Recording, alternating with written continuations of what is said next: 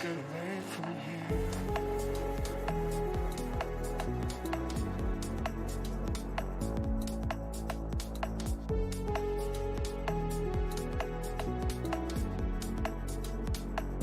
Let's get away from here.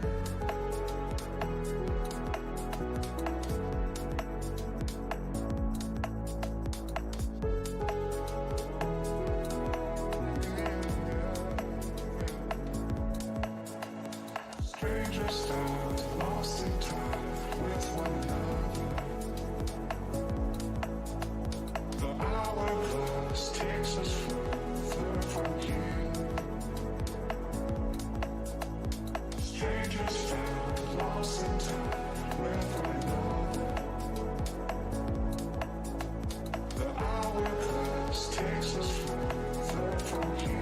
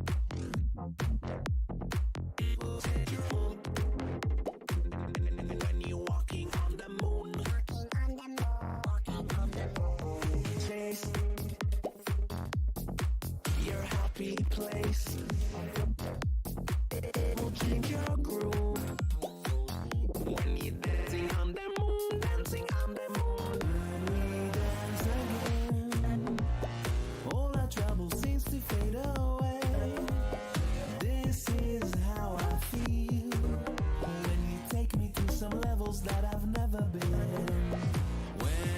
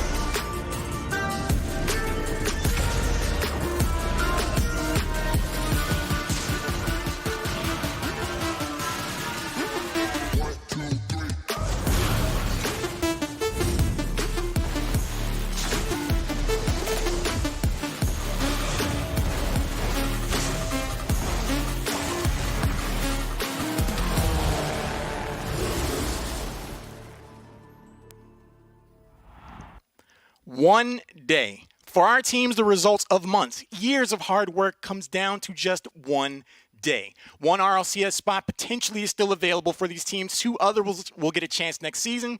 Where will these teams end up?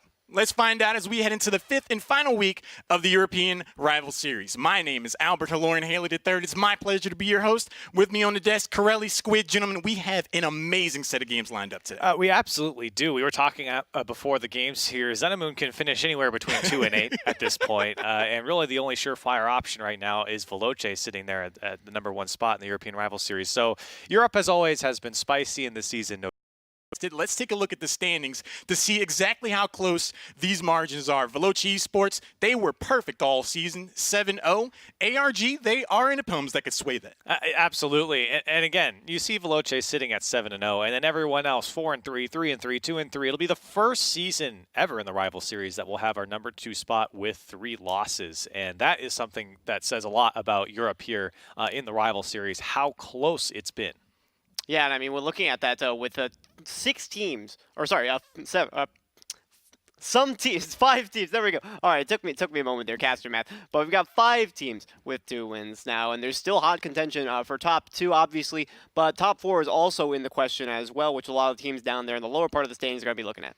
In terms of competitive will and spirit, it's harder to find a better situation than exactly this, where these teams, they have to show up. They have to perform under pressure if they want to claim one of those top 4 spots or potentially that 2nd spot. These teams are playing for a lot. There's a ton on the line for them in terms of overall competition, but they also are trying to get into that promotional tournament. They'd be happy to run into a brick wall just to get there, to have that opportunity available to them. But I do think the top 2 teams that do come out of this will have a serious run and potentially make it into the RLCS. And let's not forget, outside of the top 2, those top 4 teams, 3rd and 4th place, keep their spot in the Rival Series for next season. You can see the prize pool on your screen there. And for these teams now, it really does come down to keeping their spots and moving up to the promotion tournament. It's something that these teams have worked for throughout the offseason, coming into the season. And so now it's here. It's week 5. It's time to show up when it matters most, because there is a top 2 spot still on the line, and there is that 3 and 4 spot that everyone can get to. And the top 2 spot, obviously, contested by Complexity and Xenamoon at present. Obviously, ARG sitting in that position right about now.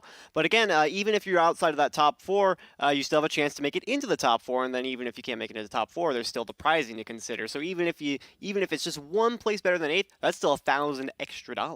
In terms of overall competition, the stakes cannot be higher. Let's jump into the schedule today. The very first of the day could very well define this entire season, not only for Complexity Gaming and Xenamoon, but every other team. ARG, they're all watching to see how this shakes out. There's absolutely huge implications that we'll dive into in match number 1, and that could affect matches 2 and 4 as well, and even 3 actually with Xenomoon playing Baguette Squad. So stick with us. There's a lot to come here depending on how this first match goes. Yeah, and the right overs method is also an important one. I was talking about top 4 is going to be important. That's going to be a deciding factor right there. 2 tough teams with plenty of competition, but I think all eyes are on matches 1, 3, and 4 for the rest of the day because Complexity and Xenomoon is going to be a huge decider. When you look at teams like Baguette Squad and you see where they are in the overall standings, it's like, wow, like that's a really good team, but I think that's just indicative of exactly how competitive Europe is overall. I feel like those top 4 spots are going to be very important just because you want that stability. You want to make sure that your roster gets another chance next season. You can come back because I feel like there's going to be a lot of roster changes in the bottom 4. But let's jump into the very first match. It's going to be Complexity Gaming taking on Xenomoon. Complexity Gaming is in a very interesting spot because they started out so strong. They felt like a lock, very much like Veloce eSports, but then they go on a 3-loss streak. And it just seems like they just lost that initial fire. They need to find that here. They absolutely do, and for Complexity to get to that top 2 spot, they must go 6-2 on the day, so they can only afford to drop 2 games. On the other side for Xenomoon, they can really only afford to drop 1. And both these teams play twice, so there's plenty of opportunity to drop games. Yeah, Xenomoon playing against Baguette Squad later, and it's going to be tough not to drop a game versus Complexity and Baguette Squad at the same time. That Complexity versus the Vikings later with Maestro on that team. Oh my goodness, it's awful for everybody today. It's going to be a huge grind. And here's the thing about this matchup. If Xenomoon wins 3-2, neither team get top 2 at this point because Complexity would have lost 2 games and Xenomoon would have lost at least 2. So a 3-2 win for Xenomoon just screws over both teams' chances for top 2, and ARG is sitting in the money. It's like, yay, we won, but oh, all right, we're out of top 2 now. It's going to be insane to see how this shakes out. So difficult to try to predict who's going to win. But I'm still going to ask you that question anyway, guys. Corelli, Squid, who do you think is going to take it? I have Complexity here. I'm going with the experience. I'm going with the team that I feel like should show up when it matters most. I think that Xenomoon is a team that can absolutely come out and win this series. I've said it every single time Xenomoon's been on stream here. It feels like this team could show up at any moment, but I think Complexity, they have Greasy, Magnus, Flakes. These guys are hungry. They expected to get to top 2. They expected to do a lot better than they have here in the rival series, so I'm going with Complexity. And personally, I feel like that pressure might actually be Complexity's downfall. I'm going to be picking Xenomoon in this matchup because I feel like there's so much pressure on Complexity, and in between that and the strong roster of Xenomoon, and we haven't really seen them have to play in a clutch situation yet. And even if they don't get into the top 2 contention after this match, if they win the series, that still bodes well for top 4. So I think they're going to have a lot of fire moving into this one.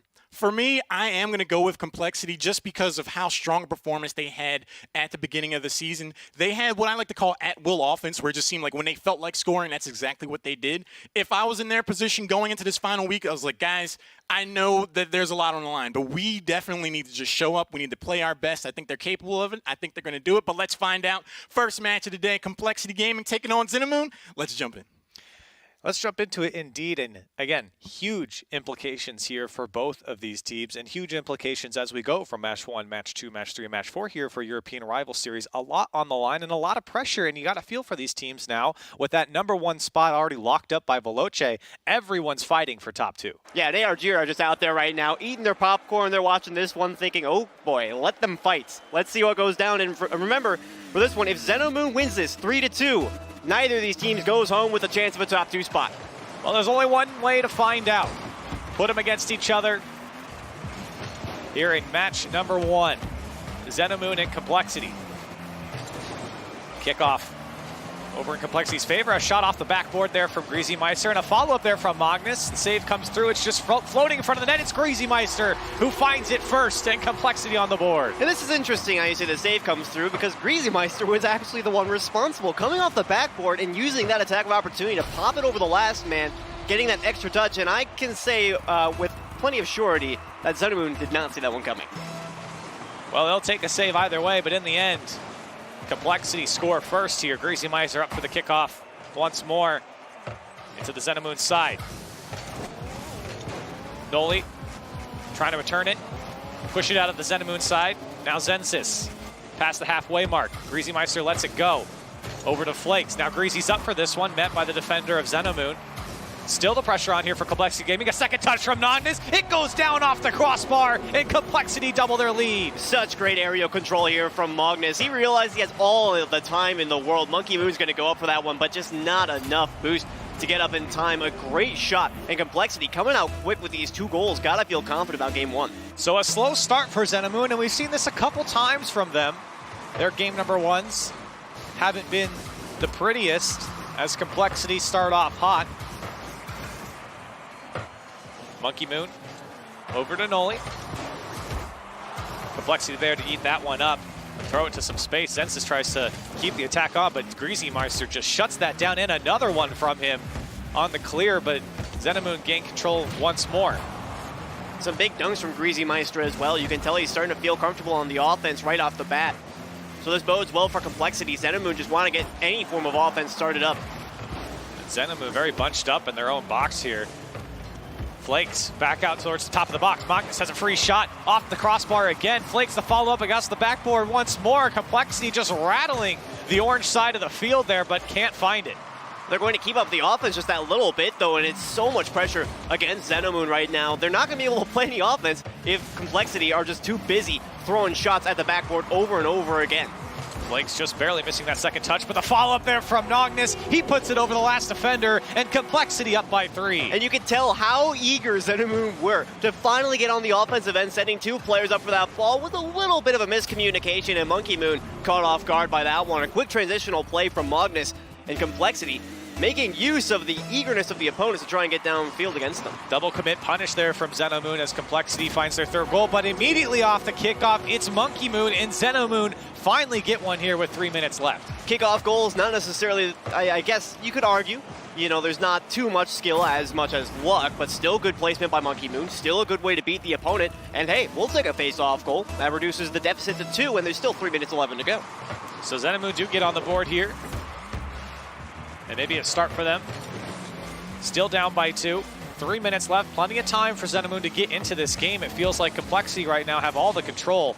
As this one floats dangerously in front of the goal. 2 go now for Complexity. The follow-up from Monkey Moon's there. Can Xenamoon capitalize here? Zensis now off the back wall. Noli goes, tries to block the clear and does get it. The pass across to Zensis. Can he find the net here? No boost. A slow shot, but he follows it up and goes down by 1 now for Xenamoon. 2 goals to their name. And this was fantastic vision from Noli, looking across, seeing Zensis there, and then Zensis. He realizes he has no boost. I can't put enough power on that ball to get it past the defender, so we're just going to shoot it at the wall. Defender pre-jumps for it. Easy goal.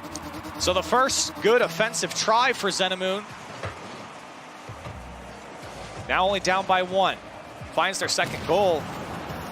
Only 30 seconds after finding their first. So for Xenamoon, a good time to respond. Here's Complexity now. 2 unanswered goals for Xenamoon.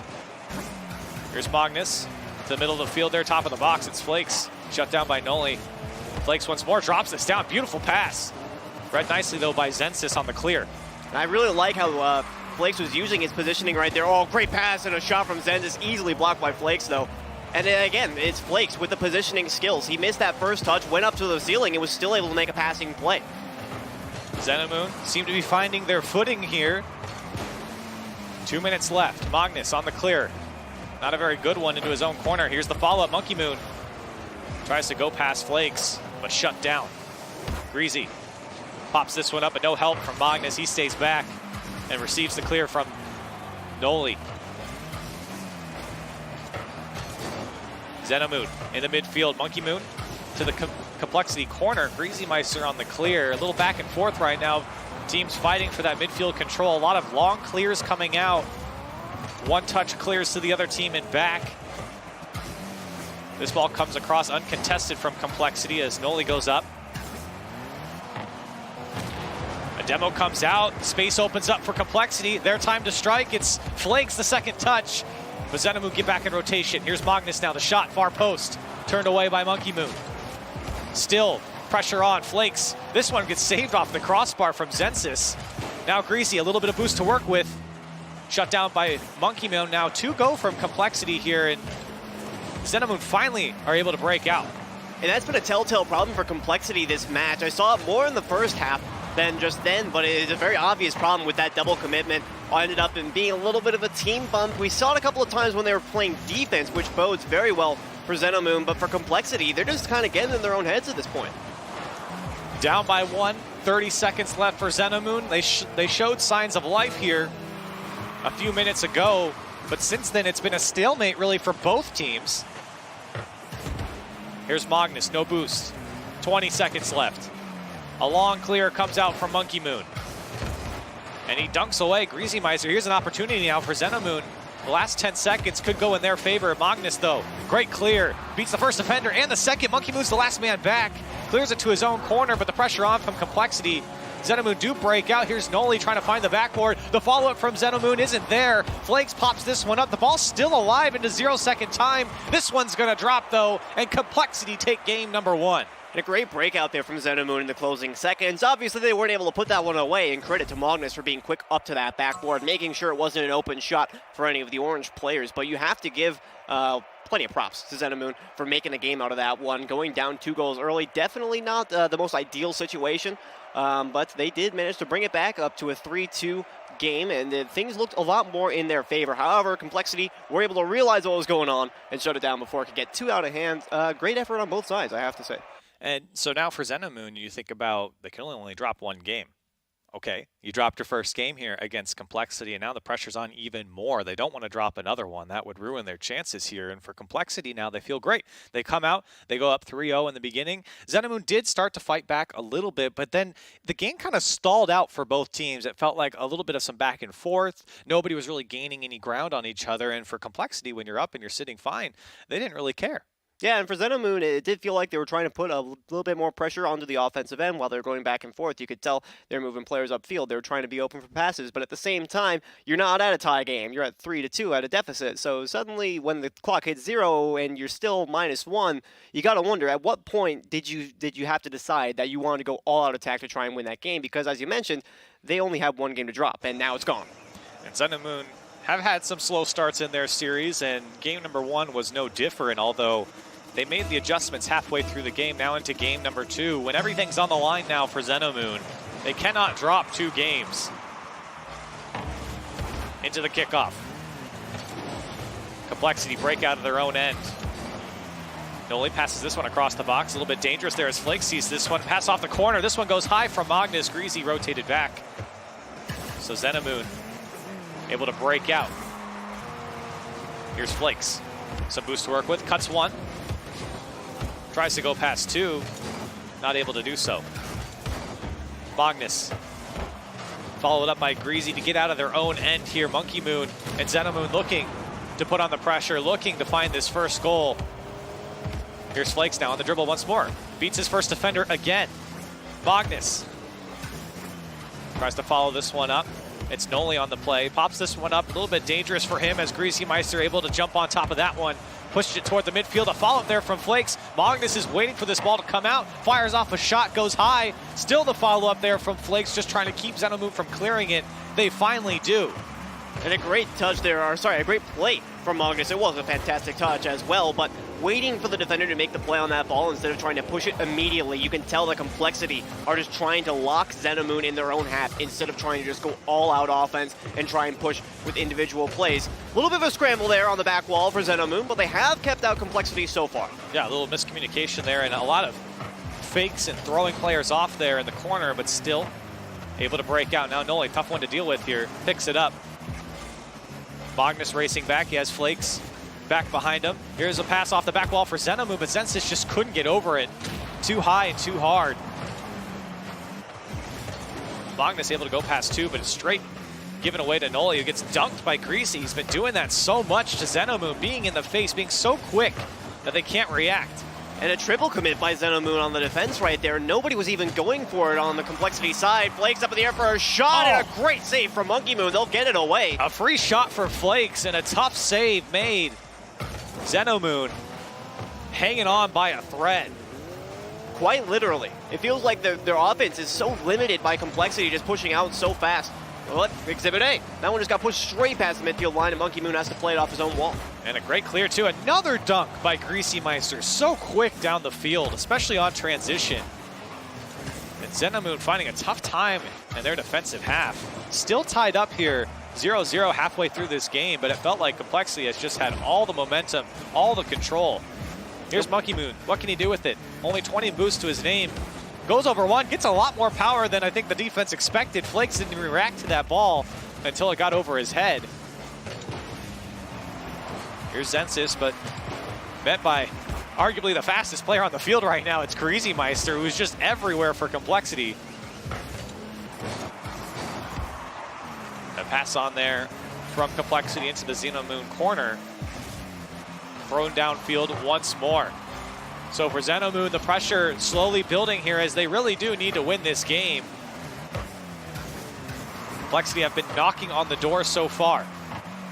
And when you think about it, Xenomoon need to win this series out the rest of the way from here and then sweep the Get Squad later down the line. Things really weighing down heavily on their shoulders when you consider that they can't even find a lead in this game. They can't really find a sense of control either. Complexity have just been in their faces. Magnus, a long clear downfield, tries to follow it up. It's pushed away by Monkey Moon. Now Greasy. It falls into Magnus's lap. Maybe the follow-up's there, but pushed away once more by Xenomoon. Still, Complexity pressing on. There's a missed clear, but saved up by Xenomoon's last defender. Complexity still pressing on. Here's Flakes off the back wall looking for a follow-up. It's Greasy Meister. The weak shot comes through. Less than a minute left now. Xenomoon on transition. Can they find something here? Can they take the lead late? Here this ball drops in the lap of Monkey Moon. He finds it, and Xenomoon go up by one. Great positioning here from Monkey Moon, waiting down in that midfield spot. He knows exactly what's going to happen. What a dunk there from Noli. He just wants to get any wheel on it as is possible. He knows Monkey Moon is waiting for that touch. He just needs to drop it down just about anywhere in the goaltending box, and there he was. It lands in his lap, and he nails it, puts it away for Xenomoon, and with 45 seconds left, they have the lead. Complexity now trying to respond back, crush the dreams of Xenomoon here. But they're not going down without a fight. Zensis, the long clear. Flakes got to go up the back wall. 30 seconds left. And here's a long clear now from Complexity. Monkey Moon's racing back to get the clear on that one. Nobody pushed up for Complexity. Flakes just waiting for the clear, and it does come to him. Trying to get the follow-up now. Goes over one, drops this down in front of the net. The follow-up's there. Complexity sitting at the top of the box, but they can't get the shot off. Still, 14 seconds left. Here's Flakes on the ball. The back wall pass to himself, and he puts it away. Complexity tied up with 10 seconds. Great mechanical skill here from Flakes. He knows how to set these ones up every day of the week, and great on Magnus for forcing that one through. Noli had a tough challenge to make right there. And now the final 10 seconds, Complexity have a little bit of an opportunity to make a mental reset, but both these teams could end this in regulation right here and right now. Xenomoon giving away their lead. Magnus, 5 seconds left. Complexity end this now. No, we have overtime.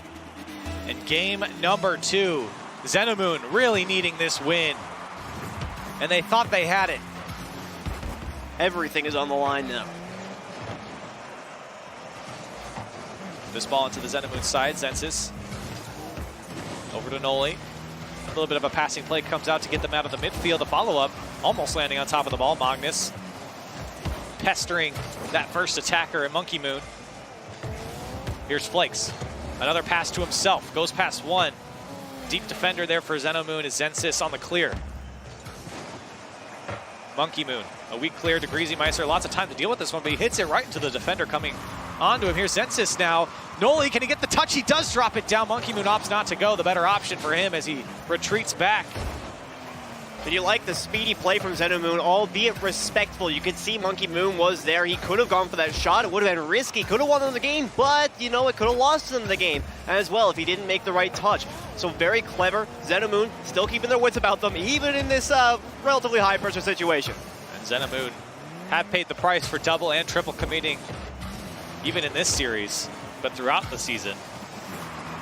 Definitely don't want to do it here. Monkey Moon on his backside waiting for this clear, but it goes over his head. And he lands on top of it, but somehow still gets the clear, throws off everyone, but it still works. Here's Zensis trying to find the back wall, set something up. Monkey Moon now.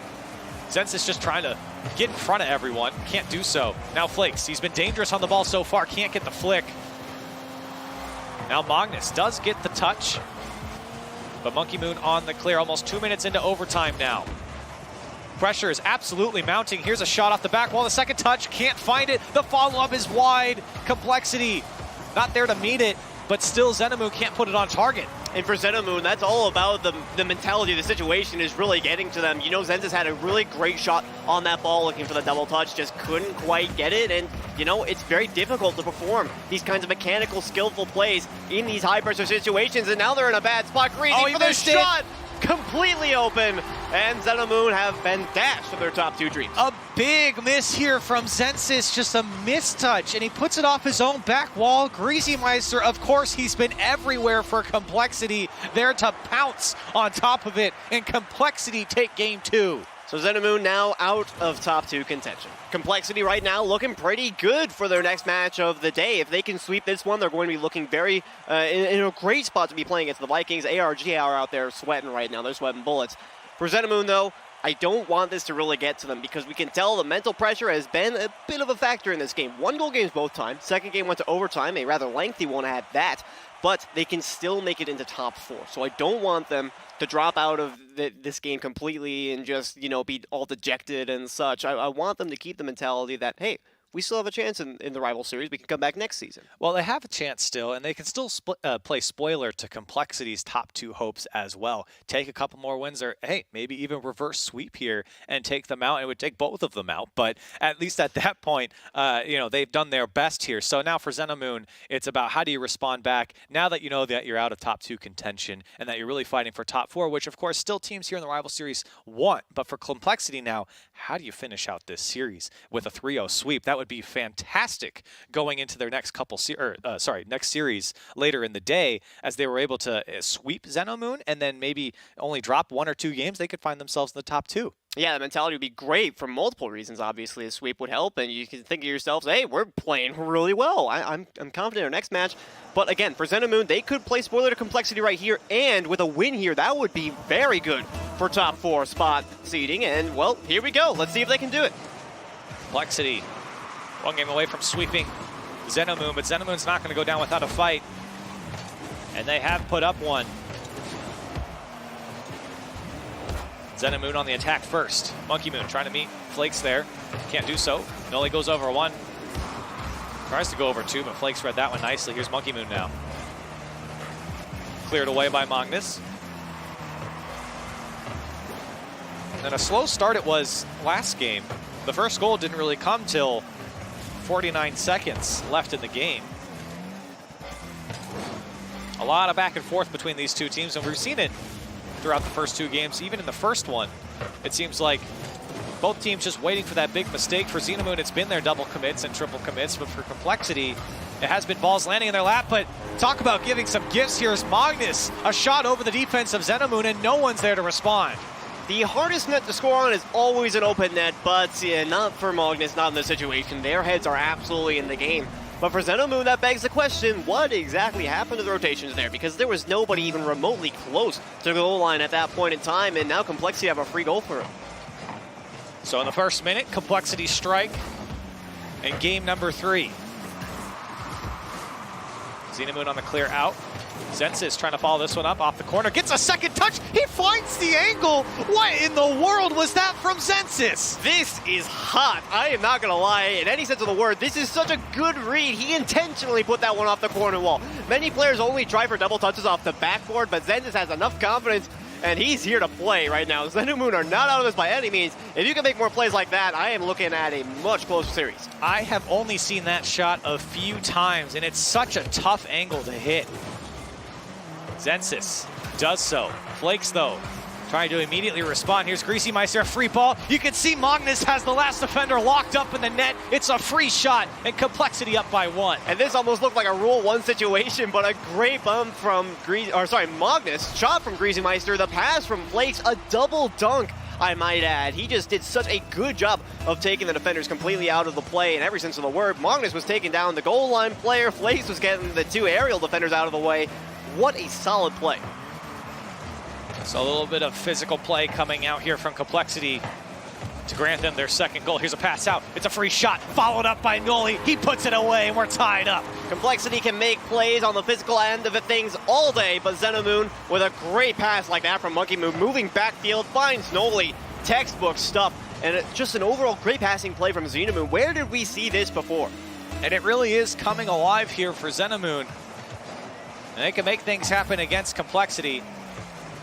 But for how long? 3 minutes and 20 seconds left. Zensis across the field.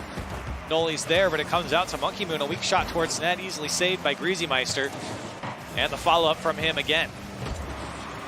Zensis does get the clear. Complexity have done a good job of eating up the clears from Xenomoon. A great dunk there by Noli, but it's straight back to Flakes. Monkey Moon pushes this one into the Complexity corner. Still met by Magnus and Flakes. Here's a long clear now from Noli. And again, finding this midfield back and forth. Here's the passing play from Xenomoon, but it's stopped up by Flakes. Now second touch downfield. This pinch comes out to Magnus off the back wall. Monkey Moon gets a couple touches, and it's a little bit dangerous. Scramble for Xenomoon there, but they are able to get out. Halfway through game 3, Magnus throwing this one downfield. It's Noli. Now Flakes. A lot of high and long balls downfield for both teams. Trying to find that man downfield, trying to make the defense go up and make a play, trying to make them make a mistake. And so far, both teams have been solid. I have to give major credit to Xenomoon right now. We've seen about 13 or so balls thrown to the backboard by Complexity, and they've been there to defend every single one. They've been doing such a good job of that, and that feels it feels like that's where a lot of the ping pong play is coming from, just long backboard clears. Xenomoon just trying to keep Complexity locked at the midfield line. A minute and 45 seconds left, still back and forth. A shot here and there, but it's always turned away. But here we go, Magnus on the breakout. Can he follow it up? No. Greasymeister gets the shot, saved away there from Monkey Moon. Now Flakes can't do much with it here, trying to slow down the Xenomoon transition. Here's Noli, only 14 boosts. He has Zensis in the midfield. Zensis goes up, but beaten out by Greasymeister. And Magnus was in position to make a shot right there, just couldn't quite make the time frame. Dangerous stuff for Xenomoon. You don't want to overcommit on the offense. I hope that they take that play to heart. The double demo from Magnus. It's just Noli in the backfield. Here's Greasy. Can he drop it down? He does, but it's wide. A minute left now. Complexity, that was their chance. Feels like shot accuracy has been plaguing them just a little bit. They've been playing for that backward for so long, they realize that they're just going to have to make shots on target. And not quite working out for them quite yet. 50 seconds left in regulation. Here's Flakes, trying to bring it down, but stuffed out by Monkey Moon. Xenomoon hunting, but not a lot of boost to work with. Zensis forced to go back. And Greasymeister on the long clear. Now Flakes to the midfield, no follow-up from Complexity as Greasy and Magnus now waiting back. They got Xenomoon players downfield. The follow-up's just not there. Monkey Moon again with no boost. Less than 30 seconds left. Complexity might have the last say here. Noli on the clear, but it's straight down to Greasy. 15 seconds left. A tie game in game 3. Monkey Moon, he does make the save there, at least the touch to stop the shot.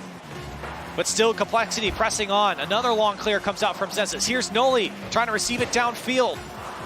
He does so, but it's knocked down by Greasy. It gets one more bounce. This ball finally going to touch the ground. Another overtime here in game 3. And now Complexity cannot drop this game. They have to save as many losses as they can for their series later with Vikings. Granted that they take this series in the first place, Xenomoon do have an opportunity to start moving things back their way here. Noli throws this one downfield. Monkey Moon can't get a hold of it. This ball pops up in front of the Complexity net. Dealt with nicely from Greasy. Monkey Moon again, just throwing this ball away. Now Magnus. Pass to himself off the wall. Can't get the follow-up though. It's Noli who breaks it up. Greasy. Now Noli, the demo comes out. With a shot off the back wall, but that demo slows down. It was Zensis who got removed from the box. And the attack fizzles out for Xenomoon. And it honestly felt like the Complexity rotations were starting to break up just a little bit. With the one wayward touch that was sent to the corner, things went in complete reverse, but that demo was key. And now Flakes for the open shot! He got it downfield. It was the pass from Magnus. Space opened up just enough. You could see Xenomoon were trying to set it up, but they catch him out on a transition. Noli was going for boost, and 55 seconds into overtime, Complexity sweeps Xenomoon. Excellent play from Complexity. That vision was truly magnificent. You can see the rotations are always such in a way for Complexity that even if Xenomoon is moving downfield, they win on 150-50 and suddenly it becomes a passing play in their favor. But Xenomoon, so much defense this game, it honestly felt like it was going to be Complexity's ball the entire way. I mean, their attacks were effective. We saw a great double tap from Zenzes and a great passing play from Noli. But in the end, just could not work out. It was a very interesting series because all three of these games had a sense of back and forth between these two teams. It felt like a lot of long clears downfield, whether it was above the net or into the corner. It didn't really matter. Teams were happy just to have it out of their end. And we really only saw Flakes, who tried to bring down the ball and go on to a couple dribbles. We didn't see it too often. And then Complexity there, that last goal was a great testament to catching defenses out on transition. The 1-2 pass downfield and immediately putting a shot on target. Complexity do take down Xenomoon in a 3-0 sweep, and I have to say that Complexity, they looked a lot better here in this series against Xenomoon, and it bodes well for them later on today. Yeah, it was a textbook finish for them. The rotations were solid all throughout. You couldn't really pick a single spot where you said, okay, well, this is fundamentally wrong from Complexity. They were doing this completely wrong. That was not the case at any point. So don't get the wrong idea. Complexity were looking so solid today. There were a couple of double commits, but nothing that would really severely impact their gameplay, and they're looking solid for their game later on. Well, Complexity and Xenomoon do play later on today, but before we get to that, it's going to be Right Overs and Method. They're trying for a spot here in the top 4. We'll see after the break. All our trouble seems to fade away. This is how I feel when you take me to some places that I've never been.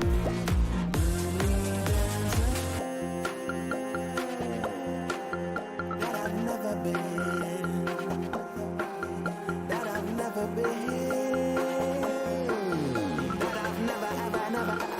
I've never been.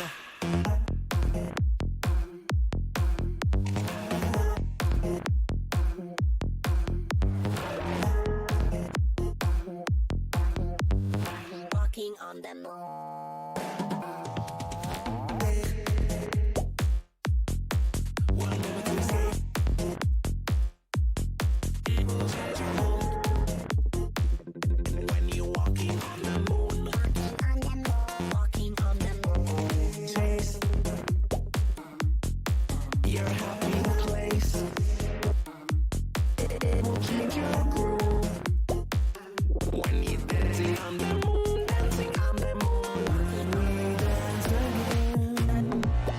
All our trouble seems to fade away.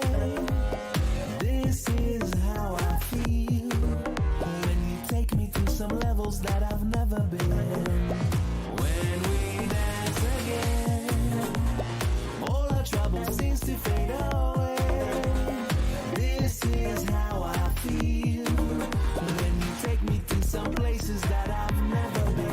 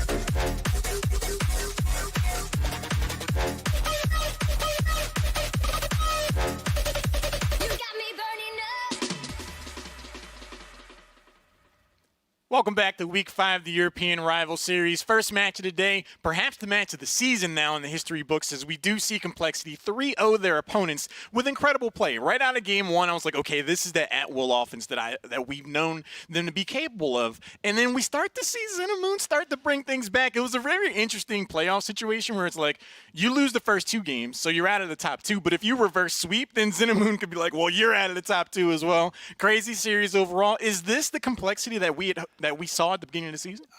Well, yeah. I mean, they're winning 3-0. So, yeah, it's good for Complexity. And, I think that this is the Complexity that we at least expect to come in and win a series 3-0.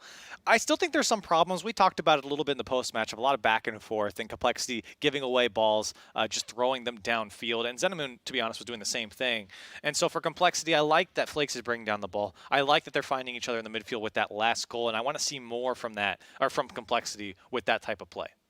Xenamoon's going to need a lot of help going forward if they want to try to secure one of those top 4 spots. But let's move into the second match of the day. 2 other teams looking to potentially secure a top 4 spot. The Right-Overs, Method. Both of these teams sitting next to each other in the overall standings going into today. Same win-loss record. Both of these teams need this series.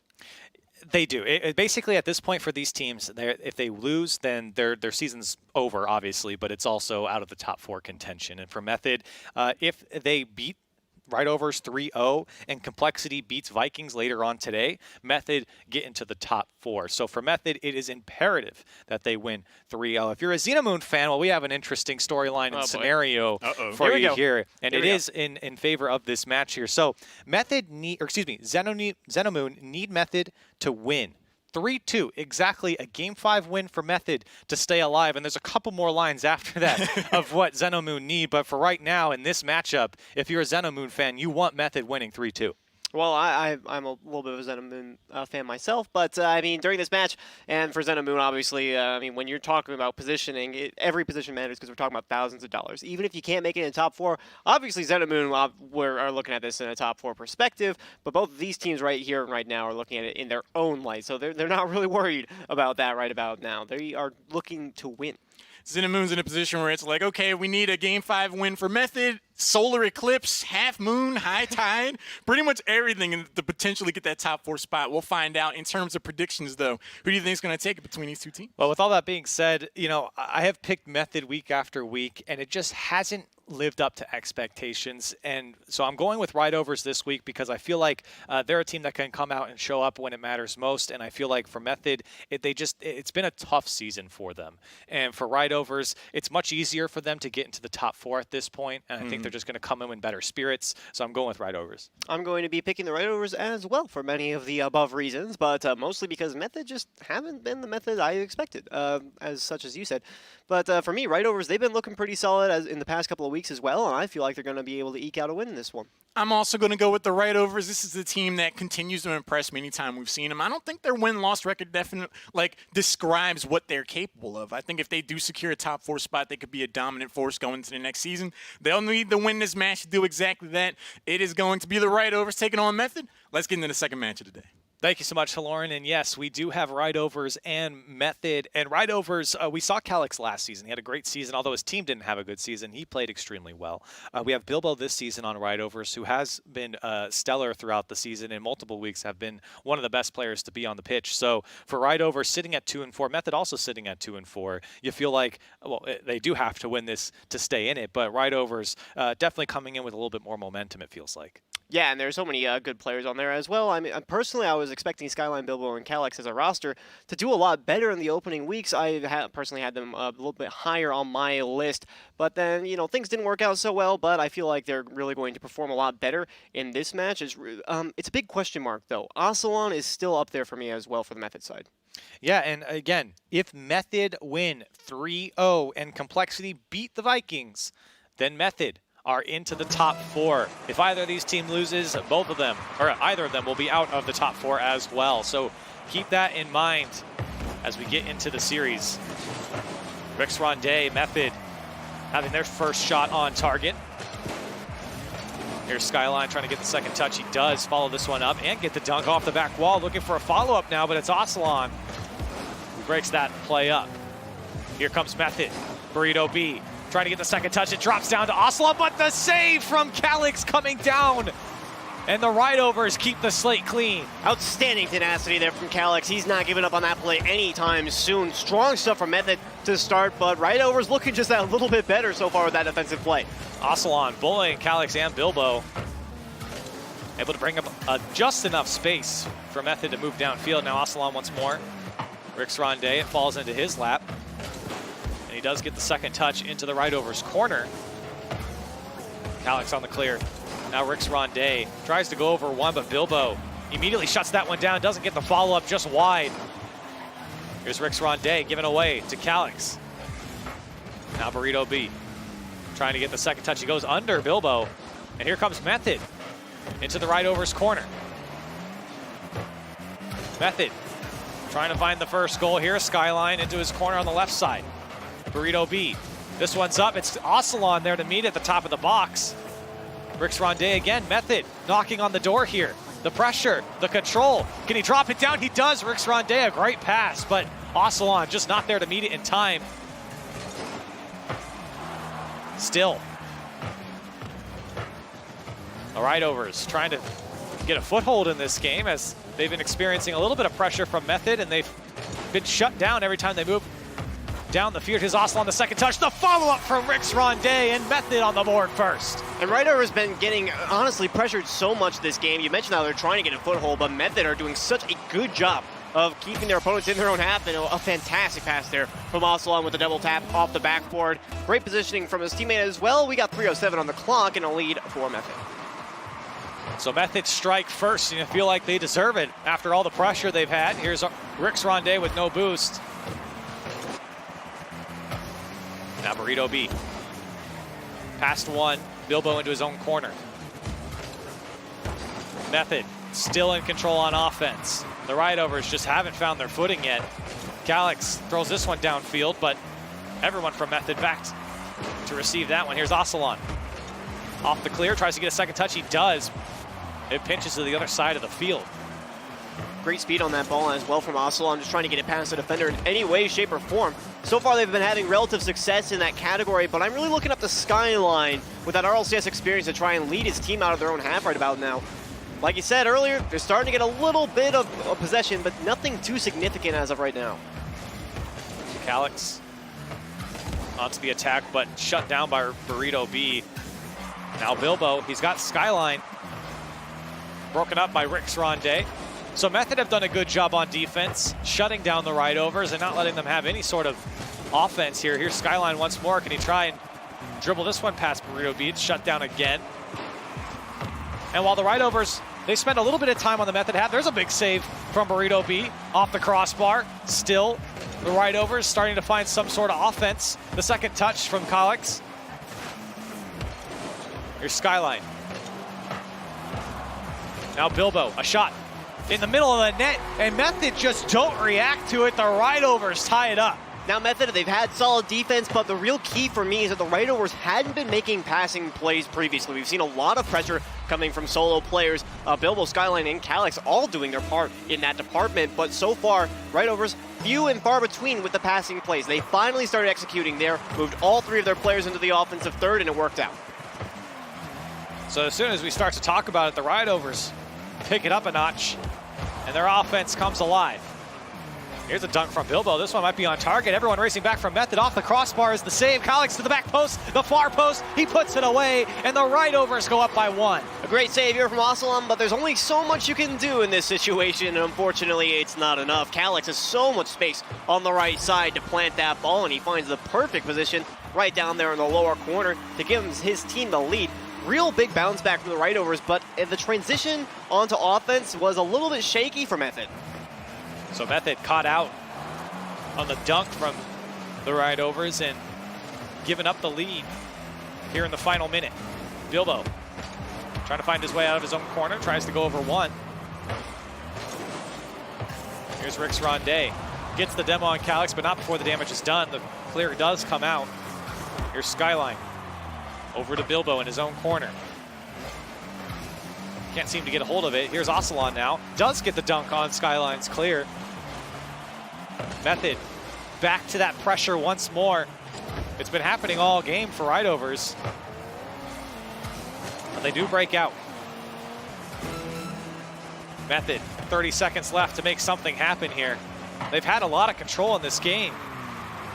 But 2 mistakes, and the Rideovers bounce back. The bump comes out, this ball floating, and it's Burrito B who jumps on it, a tie game. A key bump because the backboard is so important in Rocket League. When Aslan throws the one up there, Bilbo getting taken completely out of the play. The pass and physical play from Aslan made the entire thing possible. Burrito B has been doing such a good job for Method on the striking front. Now with 18 seconds left, comes Evan Clutch. Method bounce back. And with less than 10 seconds left, Method trying to regain their lead, and for Rideovers trying to bounce back here now. A long clear comes out, Rix Rondé on the second touch. He does find the back wall, the follow-up. Aslan can't get over it. This ball does touch the ground. Game 1 goes to overtime. The shot opportunity missed, of course, but it did also stall out the Rideovers, so little risk there for Aslan going for that angle. Again, I kind of want to see him try and make those more difficult reads, but I will give him credit. I mean, that's a very difficult corner to read. So an overtime between these two teams, something that you would probably expect looking at their records and seeing how they perform throughout the season. Here's Aslan. A little bit of time, a little bit of space. We can't do much of it with it. Here's Burrito B. Bilbo beats him out. Here's Burrito B again. Now Bilbo, low boost. He does flick it up. Here's Calix with the shot. Aslan there to knock that one away, almost a minute into overtime now. Rideovers really having the only offensive try. Here's Burrito B, can't get the second touch. Method sitting way back, knowing this clear is coming from the Rideovers. Rix Rondé up there to meet it, and down to Aslan. Here's Skyline, met by Burrito B. Calix there to pick this one up, goes past one. It's just Aslan in the backfield here. Skyline a shot. It was on target, saved away. Calix with the shot. Now the follow-up from Burrito B to make the save is there. Still, Method's defense hangs on here, but for how long? A minute and 20 seconds left, and the Rideovers are knocking on the door. And for Method right now, it feels like playing deferential might not be the play you want to make because it's going to turn bad. This one off the crossbar. Oh, he missed. He missed the shot. The bump came out on a Method teammate. They couldn't make the save, but the shot just wide, so an opportunity squandered for the Rideovers. Still, we carry on, a tie game in overtime. But either way, Method letting them have so much space in the offensive end. We've seen them stop out of the midfield line so many times before. The Rideovers didn't have as much possession as we would like in the first half of regulation. Now Method are just letting them have every single inch of ground they could want. Method given new life here. The Rideovers trying to make amends. Here's Calix, 2 minutes into overtime now. This one thrown across the halfway mark. Bilbo is given away. Calix in his own corner there to receive it. Here's Rix Rondé just trying to stop up the attack. A demo comes out on Calix, so it will fizzle out for the Rideovers here. Aslan can't get the second touch though. It's given away to Bilbo. Here's Calix. The Rideovers being very safe on their offensive tries here. A conservative effort. They do not want to give up any space to Method. And so far, it's been good from them. Oh my goodness, so many shots from the Rideovers though. Looking at the scoreboard, I'm counting 18 shots in total for the Rideovers. They just don't want to commit all 3 players to the offense. The Method defense has been matching that pace with, oh my goodness, that's a lot, 14 saves of their own. Well, let's not forget, this game should be over. The Rideovers should have scored that shot earlier on. So 3 minutes, over 3 minutes now. And it's been a back and forth game. Here's Method trying to make something happen deep into overtime. But Skyline's there to stop it up. Still Burrito B. The demo on Calix might open up some space for Method. Here's their chance. Rix Rondé's there.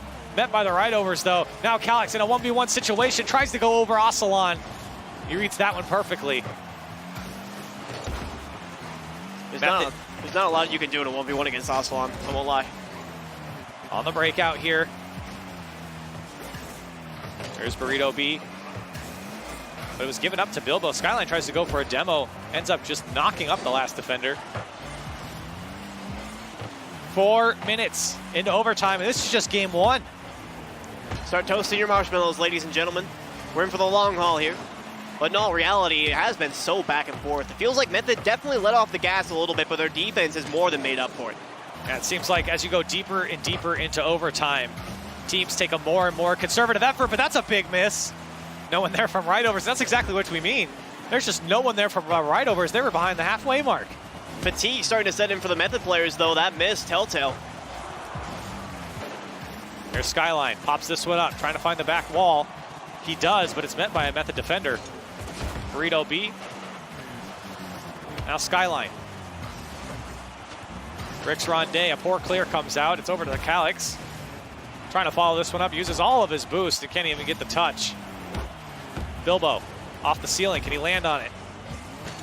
Burrito B keeps possession, but it's given up. Now 5 minutes into overtime.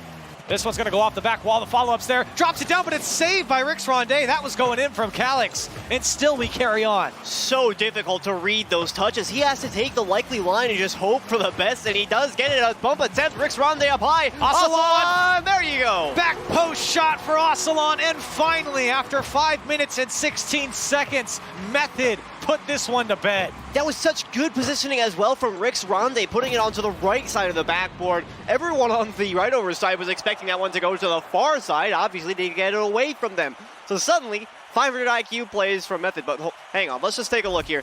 Stop and take a second to look at that shot count compared to that save count. Wow, that tells a lot. 20 shots for the Ride-Overs. I can't even count that high. 16 saves for Method. I know, that's why I'm doing the math for you. I can barely count that high. Yeah. All right, 16. I can count that on my hands. I think.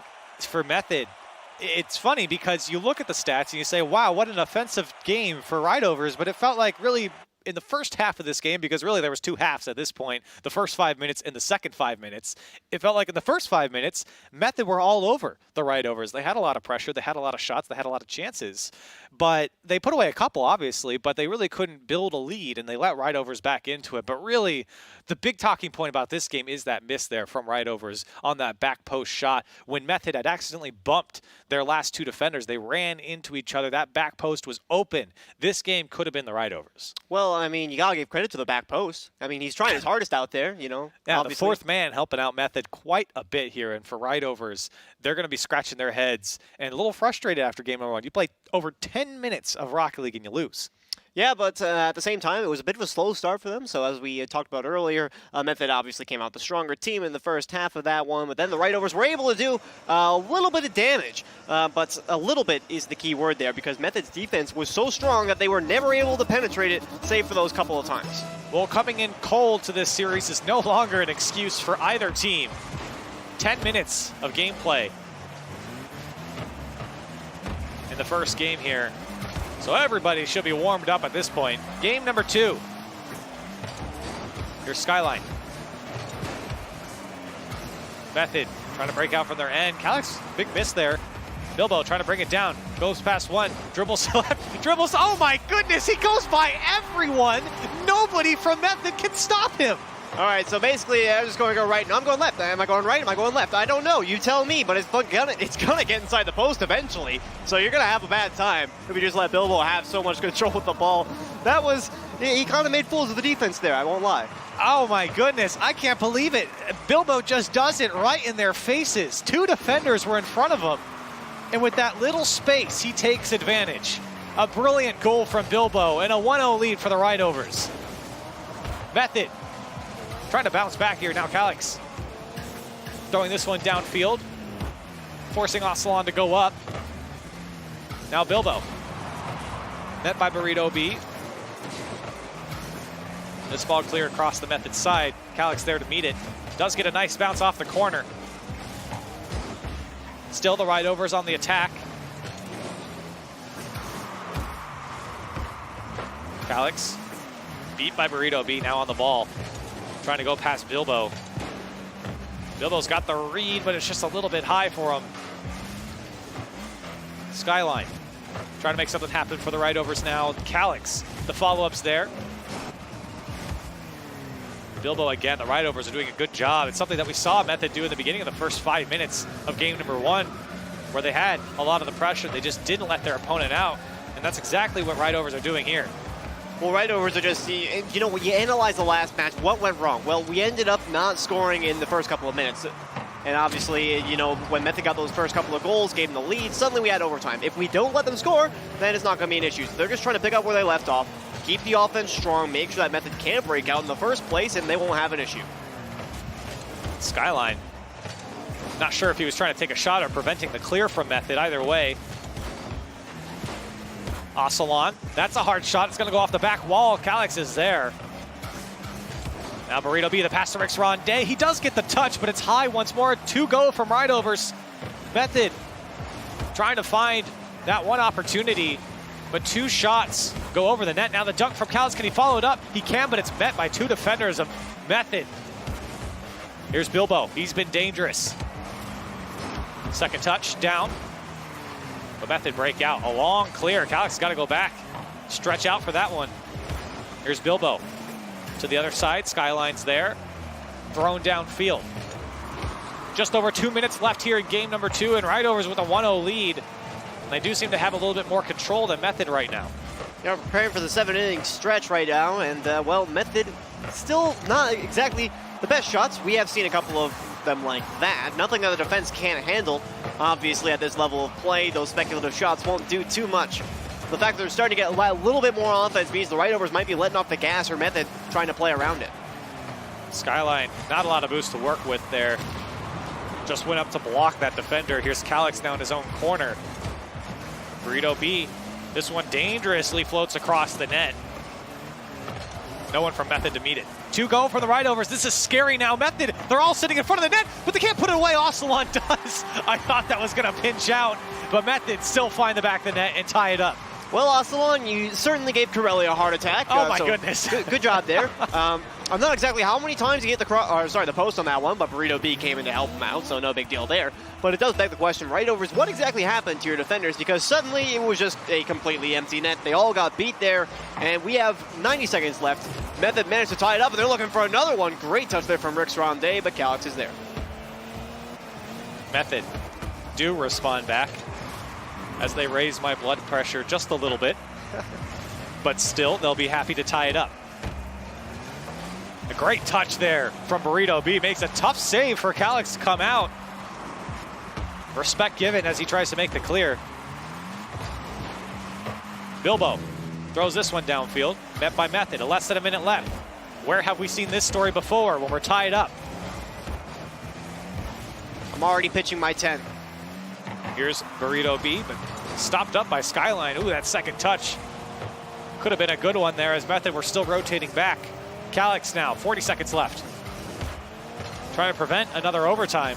We know where those go, but a pinch comes out from Method, now racing down the field. That one rolls up though, and the Ridovers can get a hold of it. Now downfield, a chance, a second touch. Ocelon couldn't reach it, now with 3 boosts sitting on his goal line. A great touch there for Burrito B. Sets up Rix Ronde downfield, gets a second touch, maybe one more off the back wall. It's blocked by Bilbo. Still, Burrito B puts this one high. Skyline can't get the touch, but no worries come out from the Ridovers. 5 seconds left. Do we have ourselves another overtime?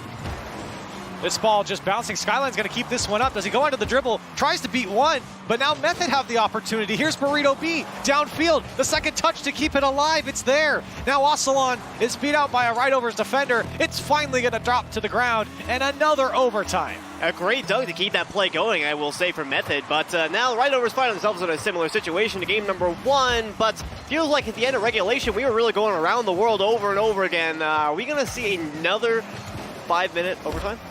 Burrito B tries to put a shot on target, and Ridovers are no stranger to 5-minute overtimes. Of course, the first game was 1, but in week 2 against ARG, they went to a 5-16 overtime. But how about the follow-up there from Ocelon as he goes into an air dribble? The Ridovers just barely get away with that one. Here's Rix Ronde, the follow-up off the crossbar, and Method stay alive, and they take game 2. Well, the Iron Bars tried to get this one a second time. Did not work this time around. Great pass from Burrito B. Service to Rix Ronde, and it's an easy goal. Crossbar down and in. That's always the way you want to do it. But now Method with a 2-game advantage off of 2 overtimes, totaling about 5 minutes and 40, if I'm doing my addition correct. Of course, Corelli can do that for me because I'm really bad with numbers. 48. 5 minutes and 48 seconds of overtime There you total go. here between 2 games. This is why you're here. I value your input, Corelli. And Method, well, they're getting the job done. Remember what we said at the beginning of the series. Method need to 3-0. And then, of course, they need Complexity and Vikings to win later on. But first, they got to take care of what they can control. And so far, so good. A 2-0 lead over the Ride-Overs. And I have to say, it has not been pretty. Obviously, 2 overtimes means that it's a very close match between these 2 teams. But it seems like the Ride-Overs do have a bit more of offense going on. You can look at the shots and maybe disagree, but 13-3 here, Method leading the way. But it did feel like the Ride-Overs just had more control in the final third. It did feel like that to a certain extent, but the shot count does not lie, so we can't really go against that one. So Method, for this series, it feels like we've been back and forth, right? Ride-Overs in the first game have a monumental amount of shots. Method in the second game have the more shot count, except for the problem is Method won both times. So now the Ride-Overs are stuck in this situation of, okay, we could just keep trying to go back and forth, but it's not going to work. And so now, as we get into game number 3, Method, again, looking to sweep this series. And they need to. Ride-Overs, though, of course, they need to win as well. But now will have to be in a reverse sweep fashion. And so far, they've been this close twice, 2 overtimes. So it's really just been 1 goal that has separated these 2 teams. Now 2 if you want to count both of these games. But looking at it now, Ride-Overs, they have their work cut out for them. They definitely do. I feel like they have the talent there, but there's just a couple of spots where they fall a little bit short. And on the defense, I feel like that's most prominent because we saw that one runaway goal that suddenly everyone was off to the races and there was nobody for the Ride-Overs on defense. That's a problem that Method did not struggle from. So far, they've had very solid play, and overall, they've just been the stronger team. However, Ride-Overs, you mentioned that in game number 1, they missed that one opportunity on the back post, which ended up in, you could argue that it lost them the game, which now, for the whole mental side of things, you're down 0-2 in this series. You gotta win it for a dream at top 4. Things not looking so hot. Yeah, and it was something I was trying to say in the overtime. The Ride-Overs have not had a good record here in overtime games. Obviously, against Method so far, they've lost 2. But in week 2, they played ARG, and they went to another 5-minute and 16-second overtime, which they lost against ARG there. So overtimes have not been good for the Ride-Overs. They've not been good to them so far, and it really has been kind of the story of their season. They've been on the fringe. Are the Ride-Overs going to be good? Are they a team at the bottom? We don't really know, and sitting 2-4 now, it kind of does paint the picture. But with series like this against Method, it does show in more detail what's going on with this team. Yeah, that's something I discussed earlier, is that Ride-Overs for me were a team where I was thinking, oh yeah, they're looking pretty solid for a top 4 spot. I think that they're going to do well in this rival series. Well, things not shaped up for them so far, and the same goes for this series. We'll have to see if they can take this win. Method looking to sweep. Ride-Overs looking to stay alive here in game 3. Here's Calix. Now Burrito B, Method trying to put something together. Bilbo tried to bring it down and slow down the game a little bit, but just dunked away by Ocelot.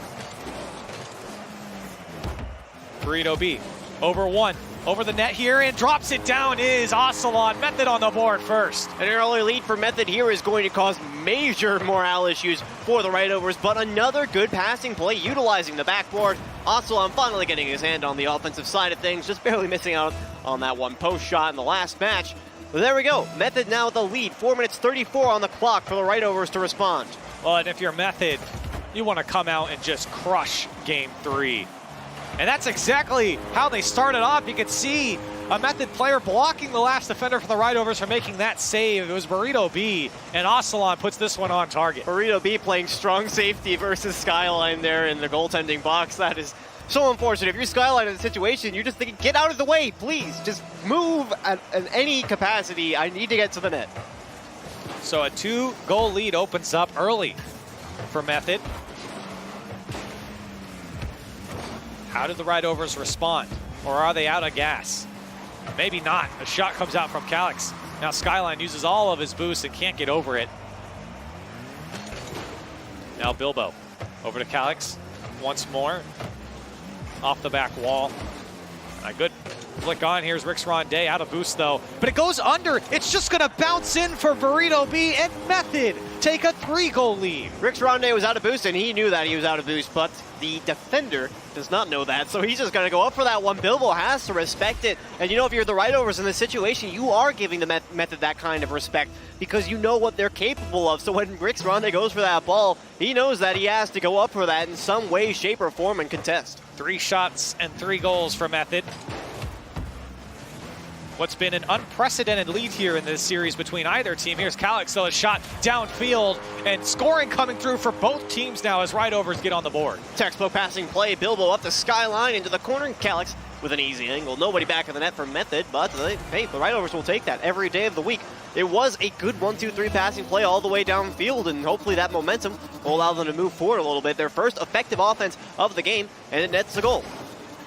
So the right overs get on the board first. Still plenty of time to get back into this game. 3 minutes and 30 seconds left.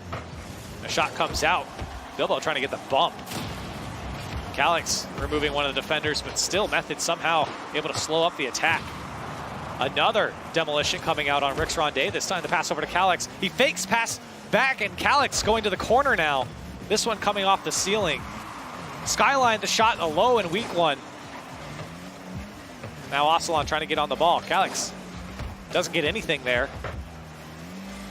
Picks up the boost, waits for the clear to come out. Bilbo downfield to the Method corner. Still pressing on the right overs, trying to find back their second goal here. Rix Ronde into the right overs corner. Burrito B was there to receive it, but stopped up by the right overs. Now another shot comes out from Ocelon. Method still pressing on.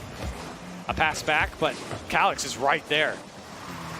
And the right overs definitely haven't given up yet. You can see in their gameplay, they're pushing hard after that first goal. They're definitely still trying to make passing plays. They're trying to make bump plays now, which is the pinnacle of this game, I feel. That's the #1 spot I'm looking for if they can implement effective physical plays. But so far, Method are glad to just keep this control. Long touchdown from Bilbo off the back wall. Burrito B reads that one nicely. Method trying to find a way out of their own end. A comfortable lead here with 2 minutes left. Here's Ocelon trying to build on that lead. He's got Burrito B in the middle. The pass comes down to him. Burrito B opts to just keep this play alive. Back into the right overs corner. Does get the dunk on the clear. Here's Ocelon popping this one up, looking for more. 1 minute and 45 seconds left. Time is running out for the right overs. And right now, again, well, there's a shot, Burrito B. Wow, that was a direct connect from Rix Ronde as well. And I suppose right over's not there to respond. Absolutely not. It's Rix Ronde on the pass, and Bilbo, a big miss coming off the back wall. Burrito B drops that one down, and Method now up by 3. And I was just about to talk about this. Method actually had that offense going for a while, which is concerning because the right overs did make use of a demo play earlier on. But this begs the question. Their demo play didn't do anything to hinder the opposing offense in any way, shape, or form. So I'm wondering, are they just scrambling for anything that they can get their hands on? What a save, Ocelon! Bilbo coming in like a train, but still the save comes out, and this is what I said about Method. You just want to come out and crush game 3.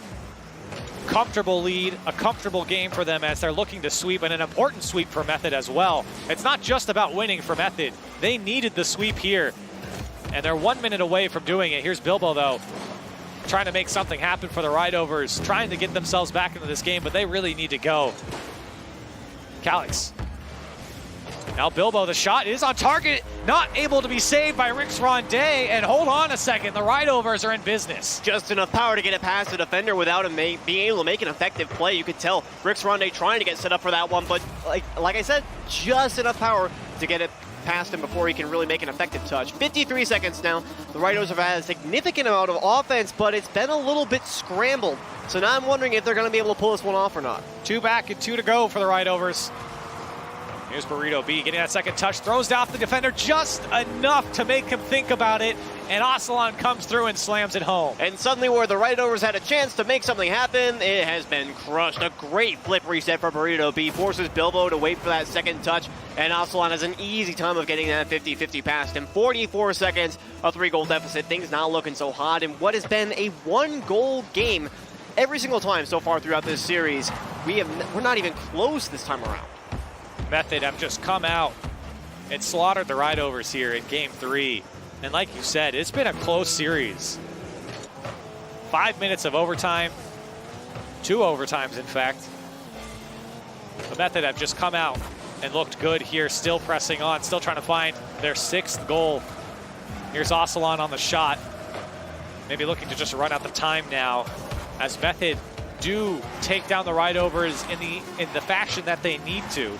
A 3-0 sweep. It's Burrito B with the 6th goal and a shot to the upper corner there. 6 seconds left and Method in control. And Burrito B has just been so strong this game, and honestly this series. Their entire roster has been paying their dues. 3 goals, 3 assists for Burrito B, so definitely the MVP of this game. Oceania also doing his part with a hat trick of his own. The final 6 seconds now, an absolute heartbreak for the Ride-Overs. And honestly, after that 5th goal was scored by Method, you could tell it was game over. The light leaving their eyes as they fall to 2-5. Burrito B, part of 5 of the 11 goals here against the Ride-Overs, so he definitely doing his part, and he was a part of a lot more here. So for Method, they take care of business against the Ride-Overs. It's exactly what they needed. If you're a Method fan and you want them to stay in the top 4, well, so far so good. Step number 1 is complete. Get the 3-0. Now, they need complexity to beat the Vikings. And Method will be in the top 4 after a tumultuous season here. It has been rough for Method. It has not been pretty, but they come out when they need it most, and they get the sweep over the Ride-Overs. Yeah, Method were honestly kind of favorited by a lot of people in the scene that were thinking that, hey, Method, they're strong, even though they lost Cassio and he went to triple trouble, obviously. We think Oceania can make a great substitute. He did his part, and honestly, the season not as strong as I expected it to be. Same could be said for the Ride-Overs, though, and while somebody had to lose the series, suddenly I'm in this little pickle of who do I want to win this one. I can't choose. It's been such a close rival series, and the same goes for Method. Well, we still got more European rival series. 2 more matches on the docket. It's Xenomoon taking on Baguette Squad. You don't want to miss that one. Stay with us.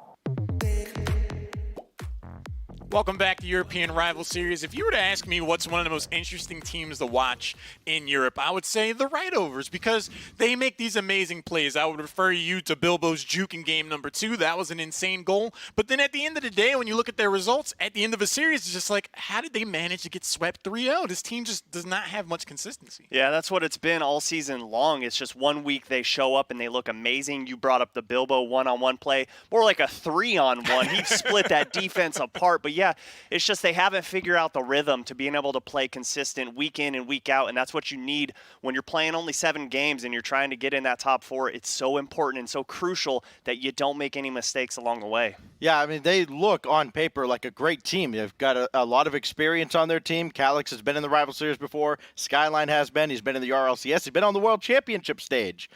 But as a team, they did not mesh well together at all, and as a result, they're gone, and Ocelon delivers the final blow, Calix's old teammate. But now Method is still alive for top 4. Very much so. They are very much so. They needed that sweep. Moving into the next match, they're going to have some keen eyes going into the rest of the day. It'll be Xenamoon. We saw them in game number 1 taking on the Baguette Squad. The Baguette Squad, this is a team that always, interests me. They are another team that just plays well, but when you look at their win-loss records, like, what are they missing? It's, again, that consistency that we were talking about with the Right-Overs, but it's been so fun to watch Swoopin play. He has been making some insane plays all season long, but the big factor for them has been extra. He's been shooting about 28% all season long. He's not missing his mark when he's given that opportunity, and he's going to have to bring that in this matchup against Xenamoon. And this team has a high shooting percentage because they don't get many shots. The shots they get, they convert on a lot of them, as you mentioned, but they have to go up against a player in Monkey Moon who comes into this week leading the league in shots per game against a team that doesn't give up many either. I mean, they make a ton of saves.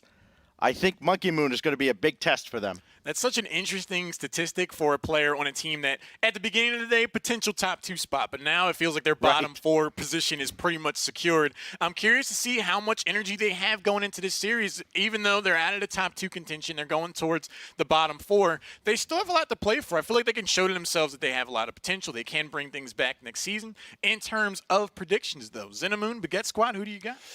For Xenamoon to win in this match, they're going to have Noli show up. He's been the worst shooter in the league so far this season. He's shooting about 13.5%. He's got to up that if they want to have a chance. So for me, just from what we've seen all season long, I'm going with Baguette Squad. They've looked pretty solid. Unfortunately, the win-loss column doesn't show that, but they're going to show up this match. They're going to win 3-1, I'm going to say.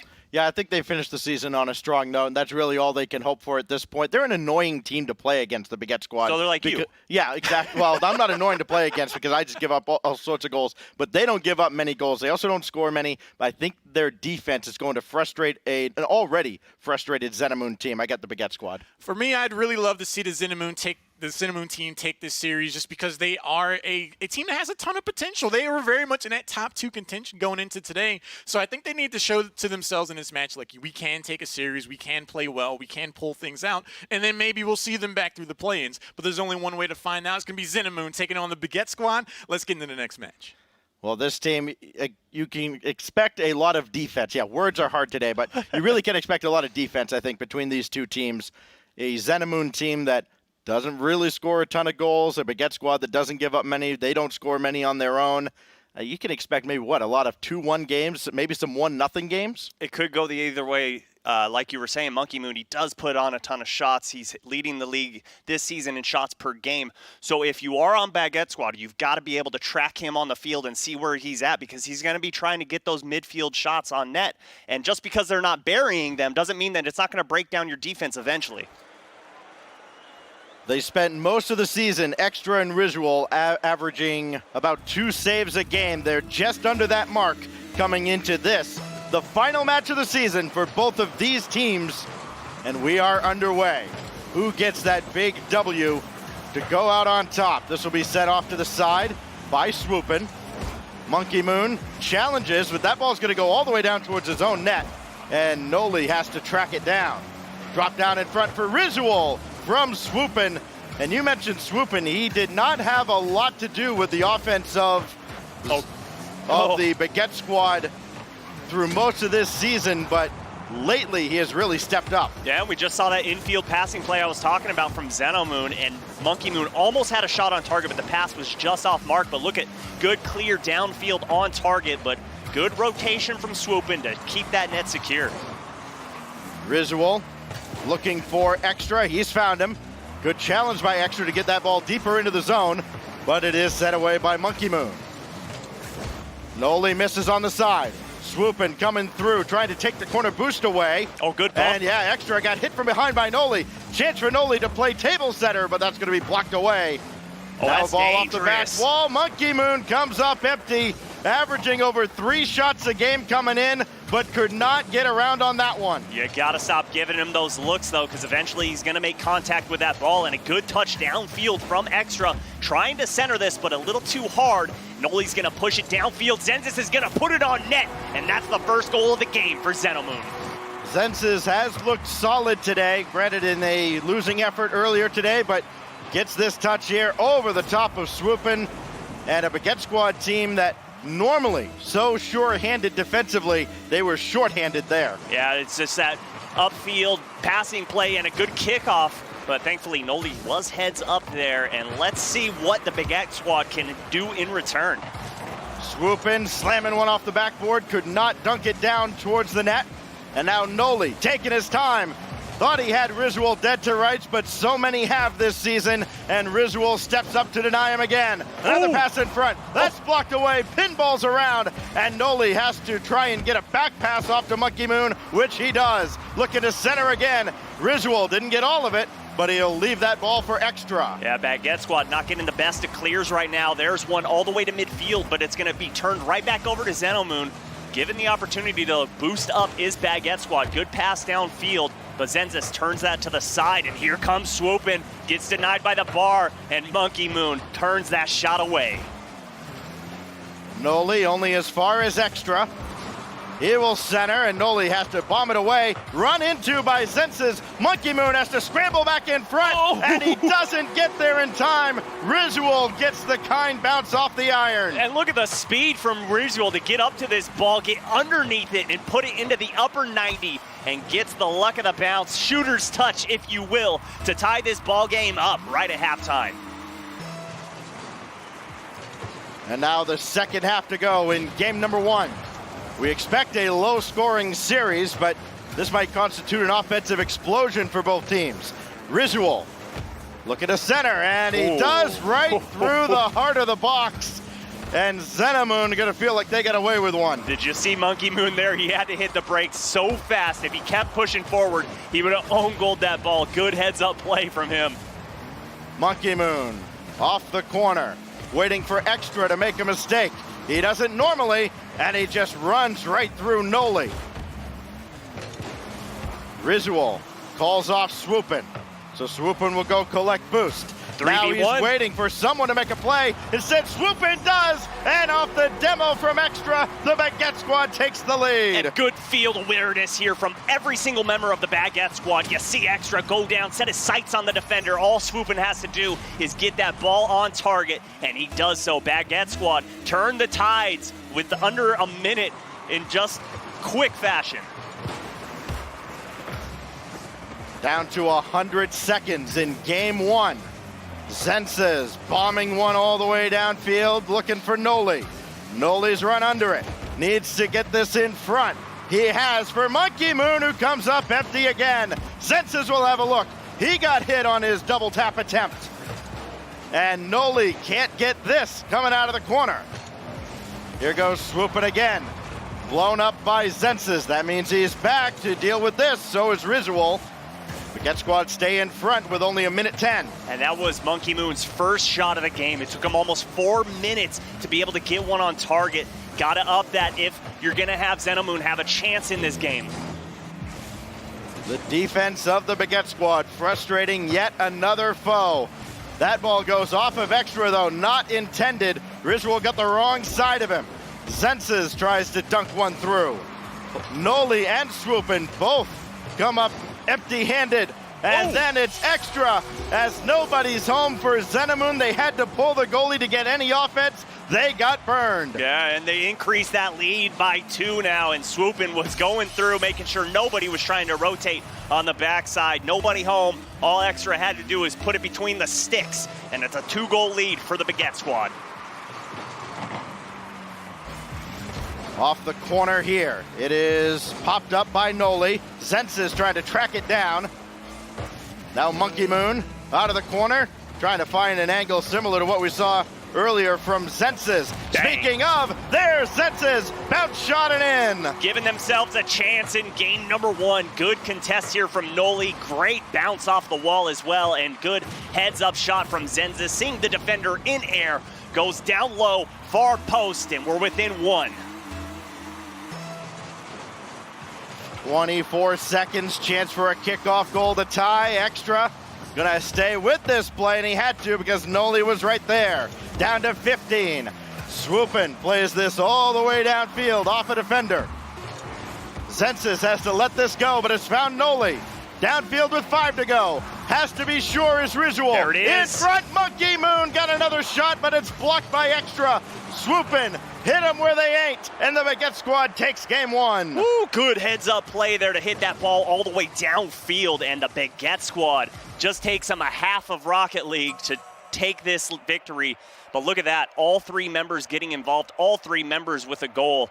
And how about that for Xenomoon? Monkey Moon on the bottom, not where you need him. He's the leading goal scorer, leading assister, leading savior of this team, and just didn't show up, unfortunately. It's amazing that the Baguette squad comes into this averaging about as many shots as they do saves, and they were pretty similar there, but we're not used to seeing them get 11 shots on the net. We're more likely to see them make the 9 saves that they made. 5 saves there from their MVP, just stunning for the Baguette squad, able to come out on top there. Yeah, that's insane. 9 saves on goal. And, you know, back in season 1 of the rival series, if you saw that, you pretty much can bet that that team's going to lose. But tides have turned now. If you can defend the net that well and not allow those goals on target, you just focus on your offense. And that's exactly what Baguette squad did here in this matchup. 4 saves on the board for Xenomoon. Not going to cut it. You got to be able to cut those defensive plays a little better. Now for Xenomoon, it's already been a disappointing day. They had a chance, a slim chance, but a chance nonetheless at top 2. They don't have that anymore. They don't have a shot at top 4. Really, at this point, they are playing more for pride than anything else, trying to have one last ride together with a win. They come up short here, frustrated for so much of that game by the defense of this Baguette squad. We'll see if they have anything else left up their sleeve in game number 2. It is Extra watching that ball go over top of him, and Noli gets back to just bump him out of the way. Yeah, knew that he couldn't get a touch on that ball, so what do you got to do? Just take out the player who's going for it, and a nice shot from Extra going off the backboard. Risual, but what a save from Noli coming in from the heavens. And then he gets another dunk to send this downfield, only missing an assist. He's not going to get one. He could get a goal here, if not for the efforts of Risual in front of the goal. Another ball bounced outfield. Swoop in, gonna run under this, and he can't stuff it home. I was wondering where Xenomoon was at on that challenge. Nowhere, and allowed a shot on target. They're lucky that that bounce off the side wall wasn't capitalized upon. But here comes Zenzis, just throwing another ball at that back wall. They're just trying to put a ton of shots on target so far in game number 2. Off to the side, and good second touch by Risual. Left that ball for Extra, and he barely got a piece. Now Noli, again off the side. It'll be Risual to take it, and he is met by Senses.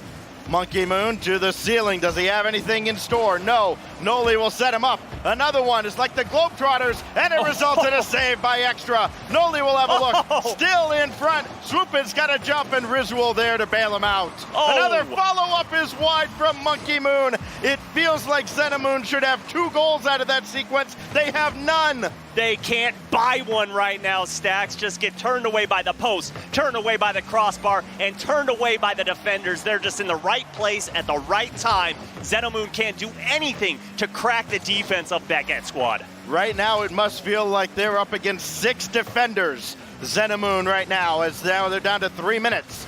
Extra against Monkey Moon. At a rare ball that goes Xenomoon's way for Noli, and it's intercepted by Risual. Yeah, good cut there to see that pass trying to come across midfield. Swoopin just keeping this ball alive. And Extra gonna get beat out on that, but Monkey Moon, poor challenge, gonna just turn this ball over to the Baguette squad. And Open the net. demo from Extra leaves only Monkey Moon. They'll get around him. Swoopin a wide turn, and Zensis did not take the bait.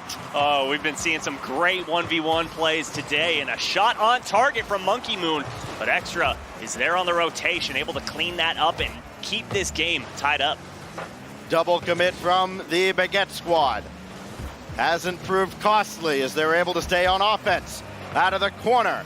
Extra denied by Monkey Moon. Zensis will have a full tank of boost to go after this ball. Can he drop down on this? He can, and it's still saved away. Another follow-up from Monkey Moon denied by Rizual. And again, Zenamoon are left with some lovely parting gifts. They're just trying to go for too many double taps, not enough shots on target, not the initial shot at least.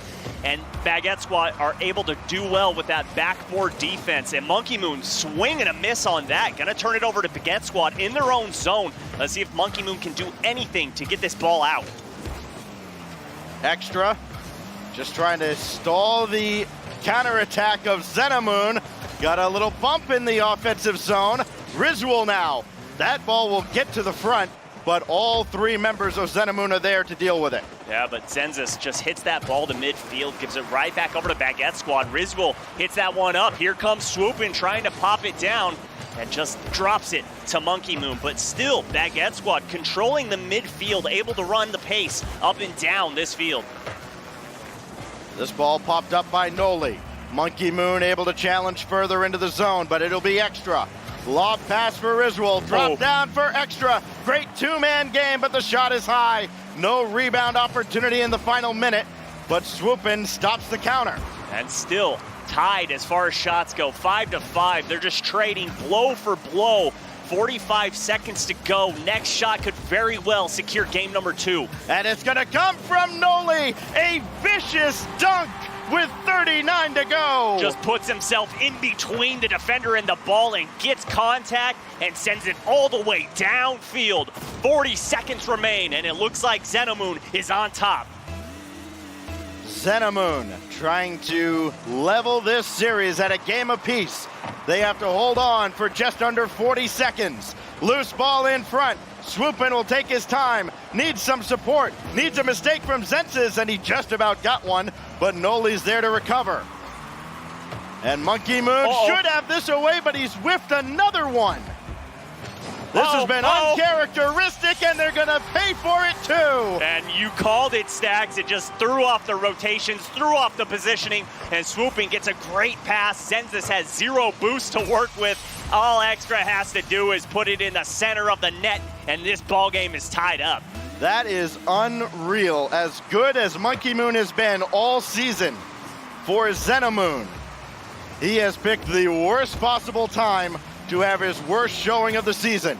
Zensis against Rizual. This will drop down for Monkey Moon. Too slow to that ball, beaten by Extra. Numbers the other way, and Rizual whiffed it. Zensis will not be able to keep this ball up. We go to overtime in game 2. And they are lucky there, Zensis. If he could get that on his hood, he could have carried that all the way down onto the net. Unfortunately, pushed it a little too far forward, and in overtime we go. Look at the pass from Extra to himself, the double tap in, and Baguette Squad take game number 2. A very quick overtime on a day where we've seen long and short OTs. Extra taking care of business very quickly. I don't think anybody expected Extra to just take that himself. This is a Baguette Squad that has an assist on a large chunk of their goals, but this time Extra calls his own number, and Baguette Squad are one win away from a clean sweep to end the season. Baguette Squad are just simply a second half team. If you can score some goals in the first half against them, it's going to take them a long time to come back and bring a victory to themselves. But my, oh my, they hold on to the very end. What a defensive showing from both teams. Saves all over the place and just midfield control. Both teams doing a good job of just going back and forth, not bending, not breaking, but just took that one mistake in the defensive end for Zenamoon, and Baguette Squad was right there to capitalize. A team that averages about 5 or 6 shots a game so far now have 19 shots in just 2 games. They are again, not lighting up the scoreboard by any means, but they are on point offensively. They're not getting hemmed in their own zone. They're not giving away the majority of possession for this series as they have most of the season. And now for Xenamoon, things have gone from bad to worse to downright ugly at this point, the way they gave that game away. Yeah, and it's not that they haven't had their opportunities. They've had their small windows of chances, and that's when you need to make your mark. You need to be able to hit those shots, but they're going for backboard passes. They're going for corner passes. They're going for double taps, and the first initial shot, it's open. It's right there. Just put it on target, and if Baguette Squad can do that, especially in this first half of play, they could very easily take game number 3. We are into game 3, Monkey Moon without a goal or assist as we kick things off. There's maybe the biggest reason that Xenamoon just has not looked like themselves. A team that played spoiler for much of last week, getting themselves back into the playoff picture. This will be popped up by Extra. He'll take this himself as well, but Noli is there all the way to the ceiling to make the challenge, and his reward is being blown up by Rizual. Monkey Moon looking for his first assist, and Swoopin says absolutely not. Oh, that's a dangerous challenge from Noli there. All Rizual has to do is get one touch on the ball, and it's over you. And now look, Baguette Squad marching down the field, trying to put shots on target. And here comes Rizual off the crossbar, and this game remains tied. There have been some big misses coming off that wall. Here's Rizual looking for Swoopin, double touch. It's blocked by Zentzes. What a read on the defensive end. Absolutely, that's a very difficult read. Now Swoopin around Noli. Needs to speed up though as Noli catches up. Rizual has Extra all the way across. He'll climb the ladder. Double touch on the way, and he's going to go off to the corner. Right idea. If you had that double touch, it was on target. Look at this play. Swoopin trying to get the dunk. Can't quite get it, and Monkey Moon holds strongs and keeps the scoreline tied 0-0. Rizual and Swoopin both in that corner. Here comes Zentzes from the ceiling, and he does not have one for the highlight reel. Instead, it's blocked by Extra, where it can be played further by Rizual. But now Monkey Moon will finally get his first goal as he just gently guides this one home. Yeah, you called it gently, just has to tap it on target. Easiest redirect of his life. May not even need to touch it, but he does. Secures that goal for his team and finally puts himself on the scoreboard in game number 3. The only player in this match that did not have a goal or an assist, more specifically did not have a goal. Everybody else does now, as Zentzes has that go to the corner. Noli. Zentzes jumps as well, but he has to call himself off. And now Extra is giving that one away to Monkey Moon, and Rizual makes the save. Oh, nice double touch. He did not get the midfield boost he was looking for, though, and that could hamper him coming all the way back. Swoopin has to make the save and buy him time, and Rizual finally gets boosted up. Swoopin coming in and did not get all of that ball, was trying to find Rizual. Instead, he found a blue car. It's Noli looking to set up Monkey Moon, and that's sent away. Oh, and look, all 3 members of Xenamoon pushed up. Noli's going to have to get back on defense quick because Extra's passing that ball midfield, which is read perfectly from Monkey Moon. Look at the 1-2-1 combo turned away by Rizual. Feels like Rizual has seen it all, and he's up to the challenge yet again. Now Extra. He will try to steal the boost in the blue corner, but he has not been able to. He drove a 360 all the way around it. And now Noli will pick up a corner boost, and he'll get out of the play. Waiting for someone to find him, it's Zentzes. Now Noli downfield, gets some help from Swoopin. With 2 minutes to go, looking to add to their lead, but the pass too strong. This is going to work out well for Xenamoon. He's going to spawn right back on that backside field, and Monkey Moon booms it downfield. Baguette Squad can't seem to figure out how to break into the zone of Xenamoon so far. Only 3 shots on target. Blocked away by Extra, indirect for Swoopin. It'll be Noli looking to center one, and he has. The problem is none of his teammates were there. Extra was. He'll get an assist out of it as Swoopin threads the needle. Oh, great shot placement from Swoopin. Sees the mistake of the defender on the back wall. Zentzes doesn't get the touch, throws his team off, and all Swoopin has to do is put it between both defenders. And once again, we have a tie ball game. Xenamoon have been close in every game. It's been a 1-goal game in games 1 and 2, the last game going to overtime. but they have not been able to hold a lead. They haven't been able to put away the Baguette squad. Extra throws this ball across, and wouldn't you know it, Swoopin is there. Throws one up volleyball style for Ritual, and it's sent away. Those are some of my favorite shots, trying to go off the ceiling, find that angle to put it on target. Monkey Moon still has boost, still has a touch, gets the double tap and the lead for Xenomoon. Oh, Monkey Moon has showed up in a huge way. Did not think he had the boost to go after this, but he controlled it perfectly. Feathers at the beginning, and then reads that coming off the crossbar. Monkey Moon has given Xenomoon the lead for the second time in Game 3. You just got to put his back against the wall, and that's when he's going to show up. But do not count Baguette Squad out of this match quite yet. We've seen nothing but heroics from them in the last minute of gameplay. Monkey Moon indirect for his senses, and it's blocked by Swoopin. Now Extra, he'll take the corner boost and call on Risual to make a play. This will fall down towards Swoopin and Noli. They're both there, but Noli comes away with possession. Yeah, just keep working it back and forth. Go high like that. You're making the Baguette Squad use a ton of boost and put them out of position. Swoopin got a piece of the ceiling on this ball, lands on top of the ball for the challenge, and all Zensis can do is throw to the corner, not out of the zone. Risual thought about retreating, but he turns around and will play that in reverse. Now Swoopin looking for Risual, not finding him. This is trouble for the Baguette Squad. They're down to 15 seconds. They had a late equalizer in Game 2. Can they get one here? It is Swoopin met by the defensive Monkey Moon and Noli. Risual will look for Extra, and it's blocked away by Zensis. Noli looking to put the icing on the cake. He won't get there, but Xenomoon stay alive. There we go. Looking at that 2-0, they decided, all right, let's show up in Game 3. Monkey Moon, can we climb on your back, please? Oh, my goodness. 2 goals, 2 saves, 5 shots from him. Finally shows up, finally woke up, and given their team a chance. But Baguette Squad just looked like they were trapped in their half for almost the entire game. Yeah, only 7 shots for the Baguette Squad. They've been strong so far, 11, 8, now 7 shots, but not able to keep up with Xenomoon there, not able to keep up with Monkey Moon in particular. Better late than never, as we were saying before for Xenomoon. They're out of it, but Monkey Moon coming up in a big way in Game 3. Yeah, absolutely. When you're leading your team in shots and assists and goals, you got to do something. You got to get involved in the offense, and he does exactly that. So it's good to see him show up. It's good to see his teammates kind of work around him. Let him do whatever he wants to do, because he's the key to success. You need this guy to show up on offense. You need him to be able to put shots on target. So feed him the ball, and they're doing that. And what you like, if you're looking at teams and players, if you're looking at who you want to sign or team with in the future, you see teams like this. They may be out of it, but they're still playing, they're still competing. You like that competitive spirit out of a team like Xenomoon and Baguette Squad. Well, you know me. I love competitive integrity. I love seeing players play to the last second, giving it everything they got, leaving it all out on the field.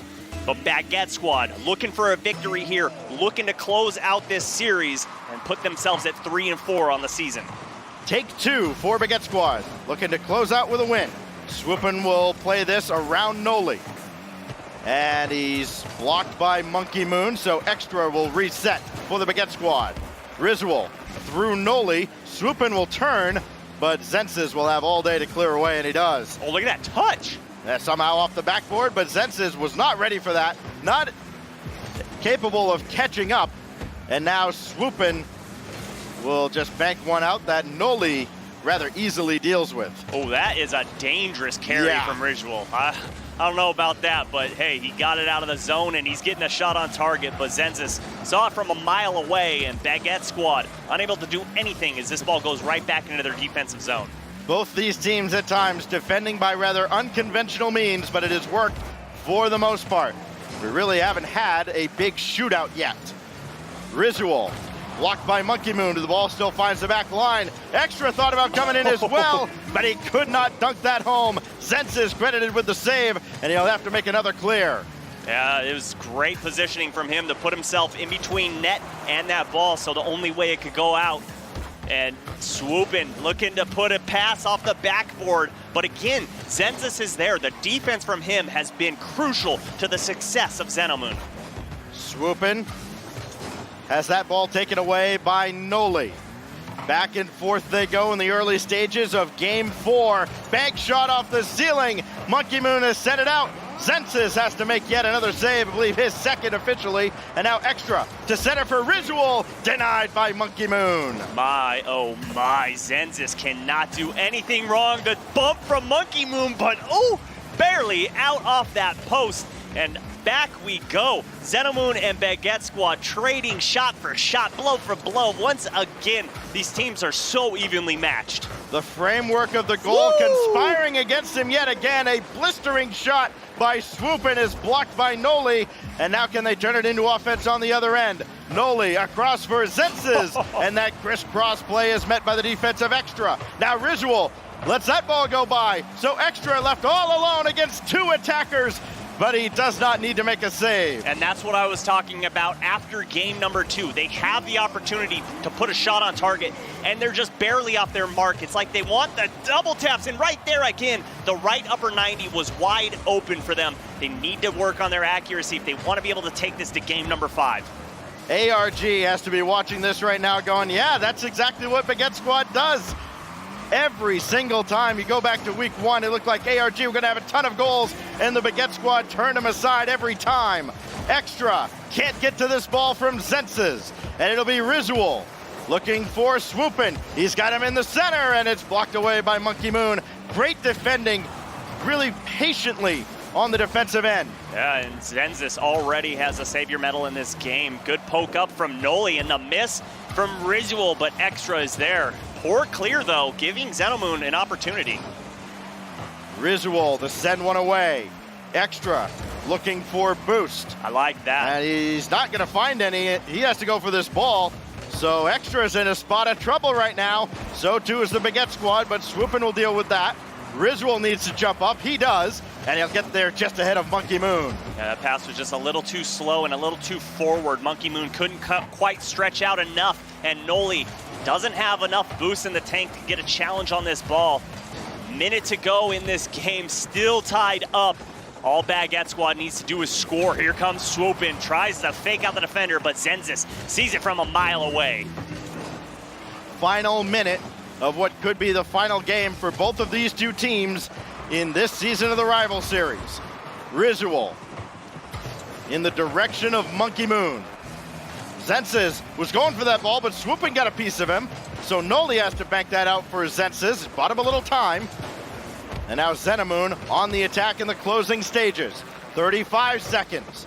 Noli gonna play this for himself. There His it shot is. gets through. Right between the eyes goes Noli. Noli showing up huge in this series for his team. He's doing so well on the defensive end with the clears, and how about that? Using the side wall as an extra player, passes the ball to himself and sees that open net. 30 seconds to go. All Xenomoon has to do is hold on. Both teams have scored 6 goals in this series, but right now it is Xenomoon threatening to take game 4, force a 5th and final game between these two defensive juggernauts. It is Extra. He'll lose possession, and it's Risual who can only pop this ball away. Monkey Moon dunks one back in. Zensis looking for the finishing touches, but he's denied by Extra. One more shot bounced in. Swoopin needs to get to this to keep it in the air, and it will stay up for a moment. But Monkey Moon will just kill it away. Extra can't keep it up, and we will go to game 5. Xenomoon completely changing their gameplay from games 1 and 2. 3 and 4, they are very present in the midfield. They're controlling the boost pads and just smothering Baguette Squad, not giving them any time with the ball, not allowing for any 1v1s. They're just playing very smart, very aggressive Rocket League. Regression to the norm, I think, is the theme right now for the Baguette Squad, because they had all those shots in the first couple of games. They're left with only 5 shots there in game 4. It's been going down steadily and steadily as the series has gone on. It looks like Xenomoon has finally woken up, and they're matching the defensive intensity of the Baguette Squad. Yeah, the Baguette Squad, they were a flame in game number 1, and Xenomoon just is going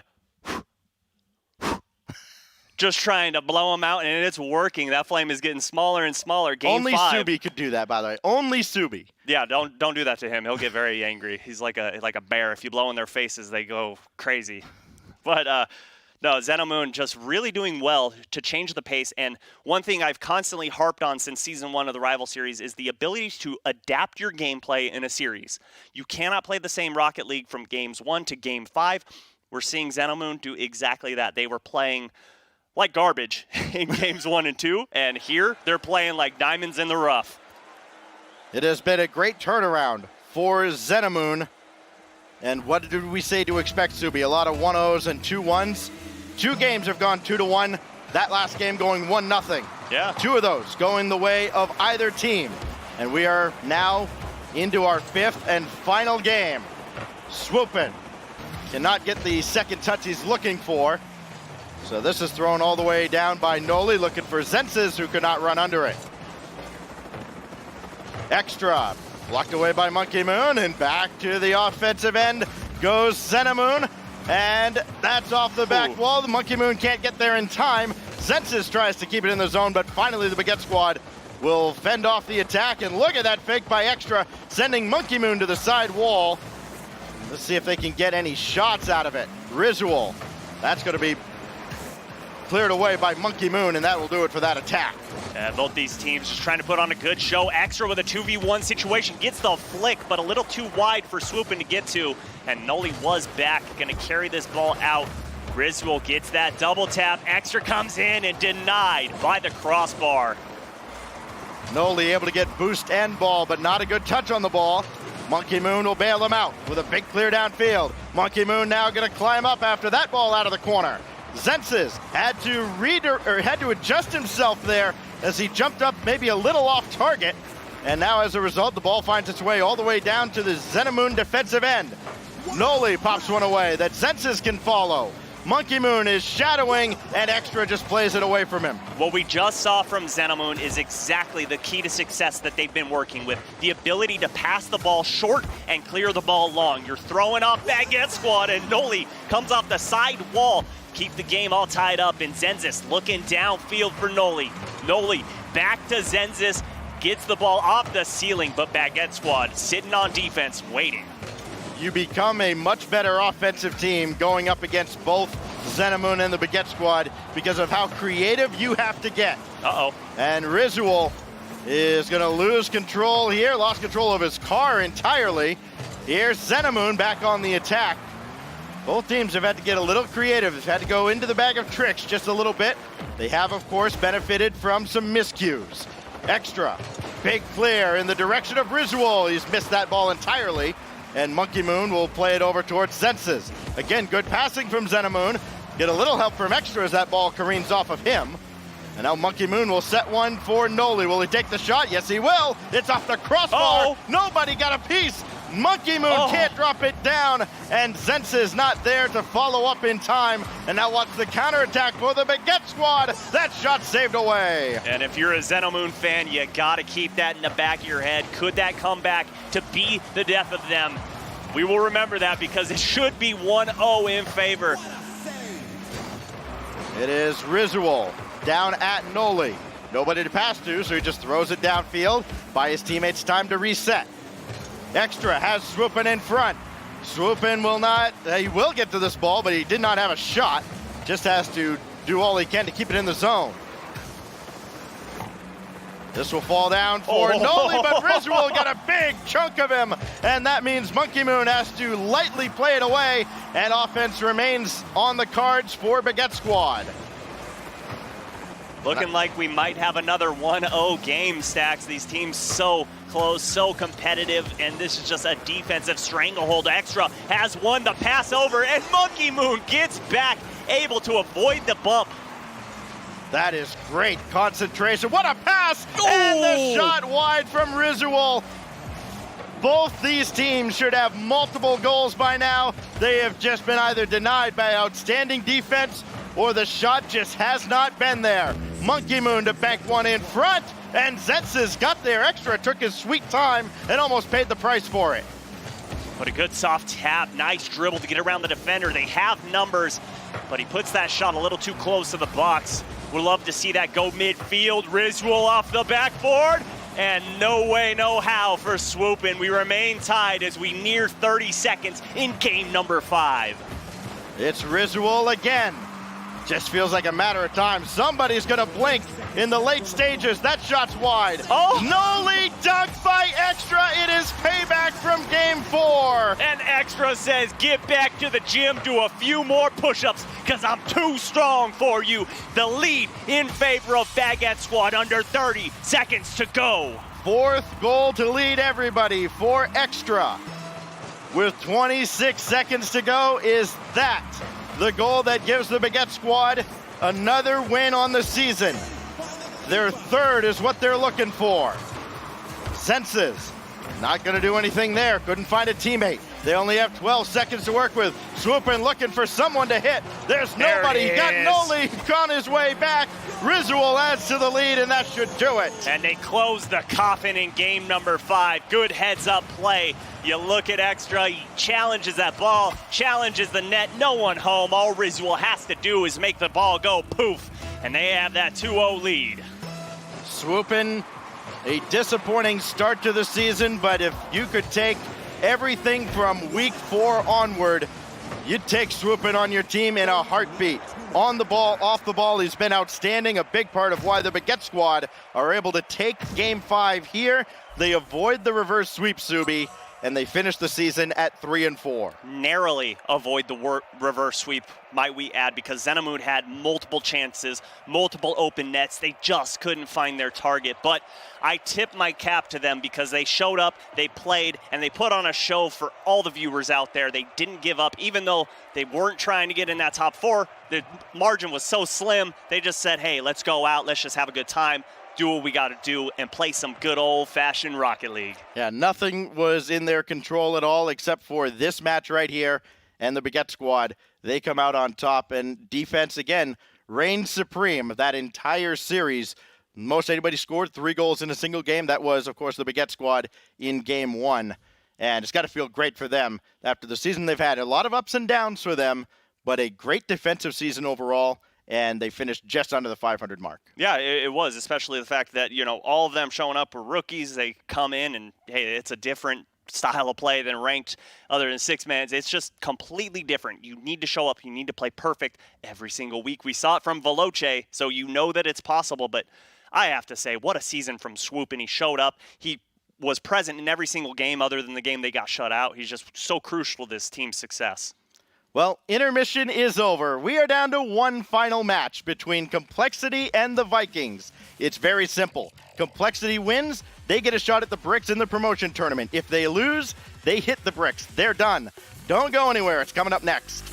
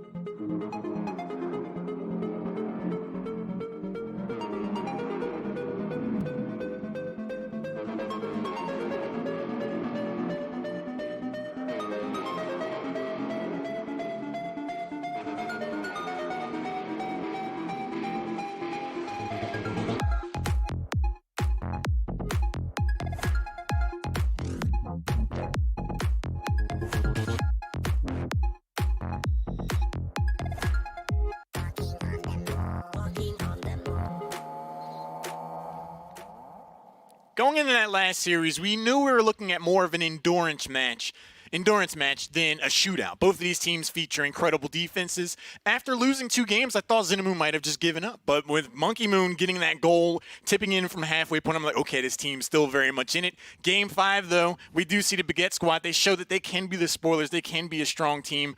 They are both in the bottom 4, though. At the end of the day, which team do you think is going to be able to make it back through the play-ins and we'd see in the next season? Ooh, that's a tough one. That's honestly like a coin flip. You could really pick either of these teams because we've seen great improvements from both of them. But if I had to put money on it, I've got to go with Baguette Squad just because they looked a little more consistent throughout their matches that they had all throughout the season, other than going 0-3 against Complexity. Yeah, well, and I don't know that either of these teams will stay together, all 3 of them. After you usually see if a team goes bottom 4, they don't all come back for the next season. But if they did between these 2 teams, I think the Baguette Squad, because one of the toughest things to do in Rocket League at this level is play quality defense, and they did. That defense kept them in a lot of games that they would have otherwise been completely out of. So I think the Baguette Squad, if they stayed together, they'd come back, and they'd probably have a much better run. I'd agree. I mean, as long as if they up their offense a little bit, I think they could be very much a dominant force.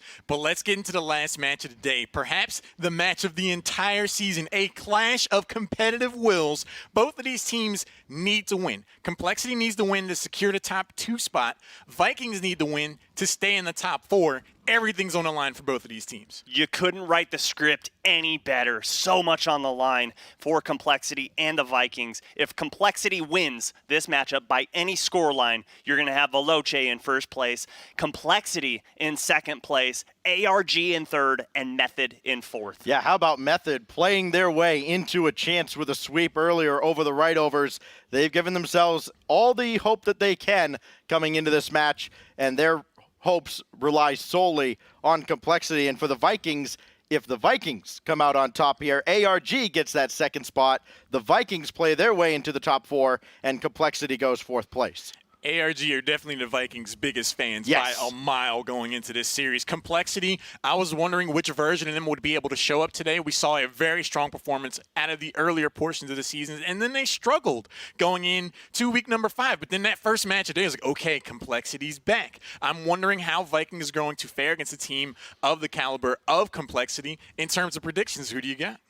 Do I have to? Yeah. Oh, I don't want to. This is so hard. You have to. Oh, I have to? I'm making sure. All right, he's forcing my hand, so I can't go the Yeah, route of I'm not saying, going to let you out of it either, so let's see what you got. Man, I'm You're trapped. done. You're I'm done. trapped. Can't go anywhere. So I'm not going to get into the details. I've got the Vikings. Yeah, I think everybody was surprised to see that Complexity still has a shot at this after, they had their opportunity a couple weeks ago. They laid an egg, but they get a second life. I don't think they squander it. I think Complexity's taken this match and going into the top 2. Ooh. Winning, you're in. I'm going to go with you, Stacks. I do think that Complexity will be able to take this series. I like Flakes. I like the whole squad. Like, when they do play at 100%, they look Veloce eSports caliber. So if they show up in any degree like that, I think they can take the series. But let's find out. Perhaps the match of the entire season is going to be Complexity taking on The Vikings. the Vikings. I was thinking of Baguette Squad for some reason. Yeah, Gonna be who knew Complexity that when versus the Vikings? Let's jump into it. Who wants it more? Yeah, who knew that when we looked at the schedule and saw, all right, well, these 2 teams play each other, this would be on the line. We thought maybe they'd both be playing For real. for a shot Yeah, at the top 2. The Vikings, they'll be close, but not quite there. Complexity has everything to play for. They have secured top 4 already with their big win over Xenomoon earlier today.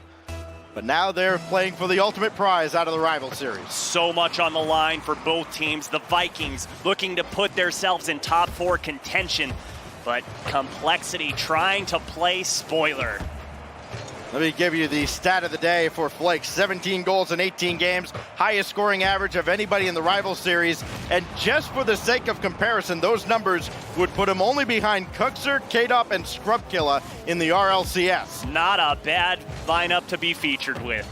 And here's Maestro, a player that a lot of people think should be in the RLCS. He's taken out of the play by Magnus, and Flakes gets stuffed by Pondex.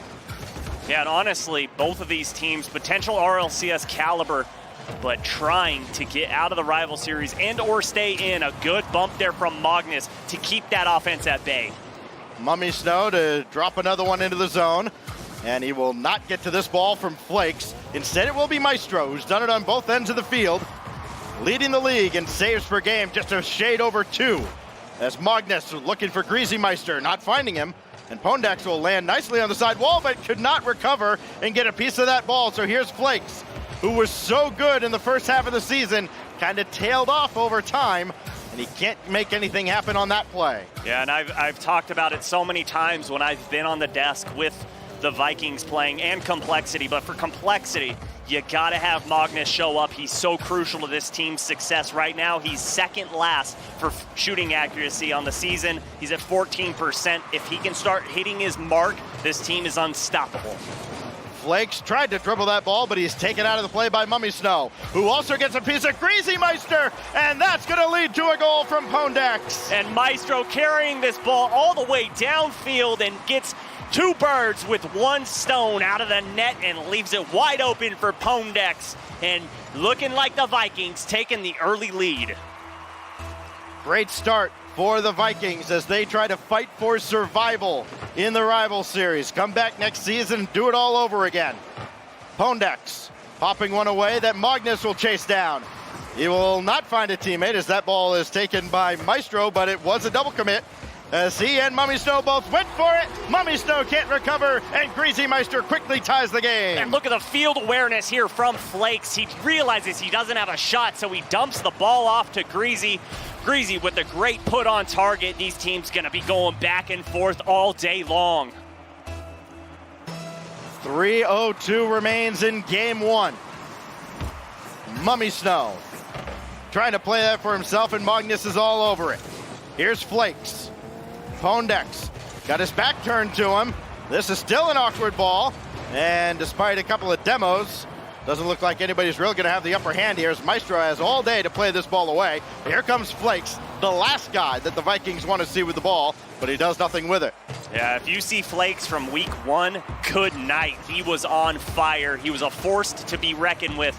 And here comes Pondex off that side wall, gets a soft little tap, but Mummy Snow can't quite find that angle. And we remain tied, but it looks like Complexity facing another shot, and Mummy Snow puts it on target. Yeah, Mummy Snow coming in here. He's been off and on this season, but he'll get the benefit of a shot that barely missed the mark from Maestro. And that's what the Vikings have needed, those second chance opportunities. They get one there, and now it is the Vikings back in front. As back and forth these teams go. Every mistake amplified to a degree unlike any other so far this season, with so much on the line for both teams. Pondex will throw one across, and that goes over one defender, but Magnus is there. That means Greasy Meister's still downfield, but nothing comes from it just yet. Great Flakes can't get there in time either. Yeah, good pass there to see Pondex, because you had Flakes just sniping. Greasy looking for the small corner, but can't quite get it underneath the defender. Looks like Complexity trying to get that second goal back. Greasy with a good challenge there. This will drop down. Did Mummy Snow get a piece of that? He did. No, he didn't. Then Pondex will score. It looked like Mummy Snow spiked that down. Hey, sometimes those upper corners are your worst nightmare, and look at that bounce down. Pondex just waiting patiently, increases the lead to 2. I think Mummy Snow should get an assist just for being there, though. The idea was on point, and as a result, Pondex has his second goal and a 3-1 lead now for the Vikings. They're looking to add to that lead. Greasy Meister in a tough spot defensively. Pondex has to find a way to turn around. He does. Still trying to fight through the defense. He does. And Flakes will calmly send this ball away, but it didn't look easy. Yeah, not a lot of boosts. Let's see if Maestro can do anything. He's just trying to avoid the bump. Knows Flakes doesn't have a lot. He's not going to do too much with that ball, but still, the ball in the Vikings half. Great pass from Magnus, and Flakes puts the shot on target. Great infield passing play. This really looked like the defender was going to get there. I thought Mummy Snow had this all the way, but Flakes just puts it where he's not, puts it right by both defenders, and Complexity are not going away just yet. But look at the amount of shots on board for the Vikings. 10 to Complexity's 4. And this ball goes all the way back to midfield. Complexity looking for another shot. They will get none. Mummy Snow will get the 11th shot of the game for the Vikings, and that will be sent away by Magnus. Uh-oh. This could be trouble. Flakes can't really control it, but still able to stay with the play. And finally, Pondex drops another one back to the midfield line. Oh, look at Mummy Snow already up, trying to get that pinch to wrap around, but Greasy, he's seen that many times, able to steer that one away. 30 seconds to go. Complexity working downfield. And now it's the Vikings killing off more of the clock. Loose ball in front. Magnus has to make a reflex save. He guessed right in the middle of the net. Pondex can't dunk it through. Maestro killing off more time as Pondex interferes in front. Greasy Meister goes over Mummy Snow. Maybe they got too greedy. Flakes is set off by Pondex, and it was so close. They almost got burned, but the Vikings recovered just in the nick of time to take game one. Ooh, hang on by a thread at the very end. Oh my goodness, Complexity had the opportunity, but just couldn't quite get the scoop to flick the ball up towards net. What a showing from the Vikings, though. So many shots on target, 13. Just an offensive powerhouse. That was stunning, though, at the end, because it looked like the Vikings were going all in trying to get that insurance goal. Look for the knockout blow, and they almost punched themselves out of game one. And ARG is starting to get closer and closer to their edge of their seat right now. Remember, if the Vikings win this, ARG find themselves in top two and go to that promotion tournament. They are the biggest fans of the Vikings right now, but Complexity, they looked good, but they didn't get the shots on target, which was insane. It seemed like their offense was great, but they were just working the corners, not the midfield very much. I think the key player I want to highlight for Complexity is Magnus. He's been absent for parts of the season, but today, with Complexity having renewed life, he has been outstanding. At the top of the leaderboard for them, he had a lot of saves, but a couple of key opportunities that he set up for Complexity. If he continues that, Complexity's got more than just a simple shot in this match. Yeah, he had a great pass to Flakes in game number one, but he's going to need to do more. I talked about it before this match started. I want to see goals from him. We need to see goals from him. Complexity needs him to show up in game number two to tie up this series. And we are underway in that game number two. A chance for the Vikings to go on match point if they repeat what they did in game one. But here's Magnus, who we just talked about, blocked by Pondex. Downfield, this goes. What a redirect from Pondex. Greasy never had a chance. Are you serious? Look at the heads-up play from Pondex. Somehow gets the touch with the Batmobile and rings it off the corner. Great play from the Vikings. Greasy did literally everything he possibly could there, and the shot just sizzled right by him. And now Pondex looking for another. He got a demo from Maestro, who almost got a piece of Flakes as well. The Vikings are all over Complexity in the early stages of game two. Goodness gracious, you can't do much as a defender there. You said it, he did what he could, but that redirect, you don't see that coming, especially not that fast. Greasy, after he takes a deep breath, will send this downfield. Flakes trying to dribble right through everybody, and Mummy Snow swats it away. Magnus lobbing one in. Pondex makes sure not to center it for them. And then another demo for Mummy Snow takes out Flakes. Here goes Maestro to an empty net, and it's 2-0. Ooh, if you're that last man back, you better be careful cheating up, because Maestro sees it, gets it over him, and has an open net to work with. The Vikings doing very well in game number two. The aggression is present on the field.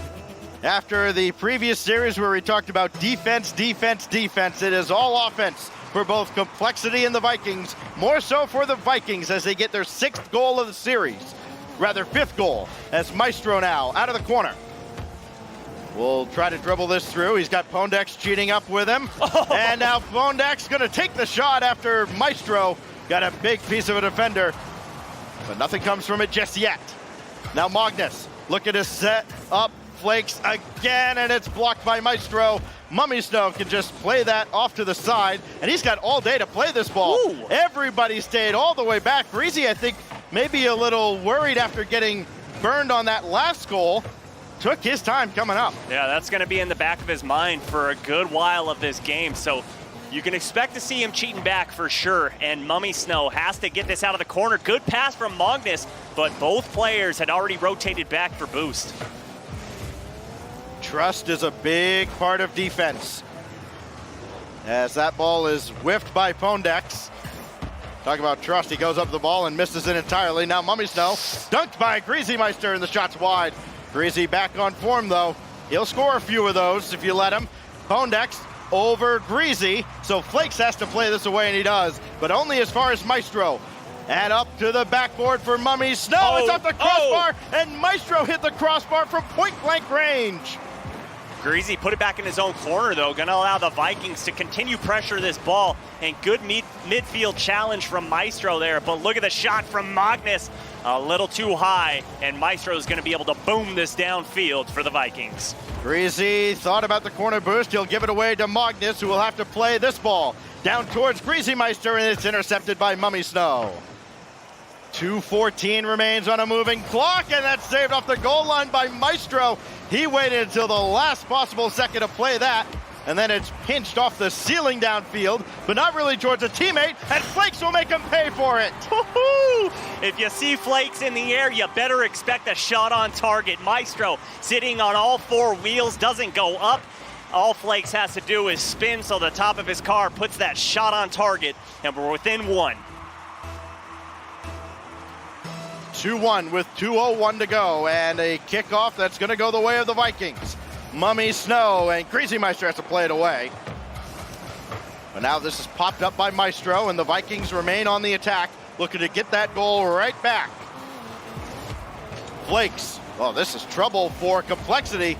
Magnus is sitting on the other corner boost, hoping it spawns. It finally does. Now Greasy will find him for a shot, and it's high. Flakes will return, and he ties up the game. And how about the pass from Magnus going up high to get Maestro in the air and just leaves it wide open for Flakes. Good 1-2-3 play from Complexity to tie this game up.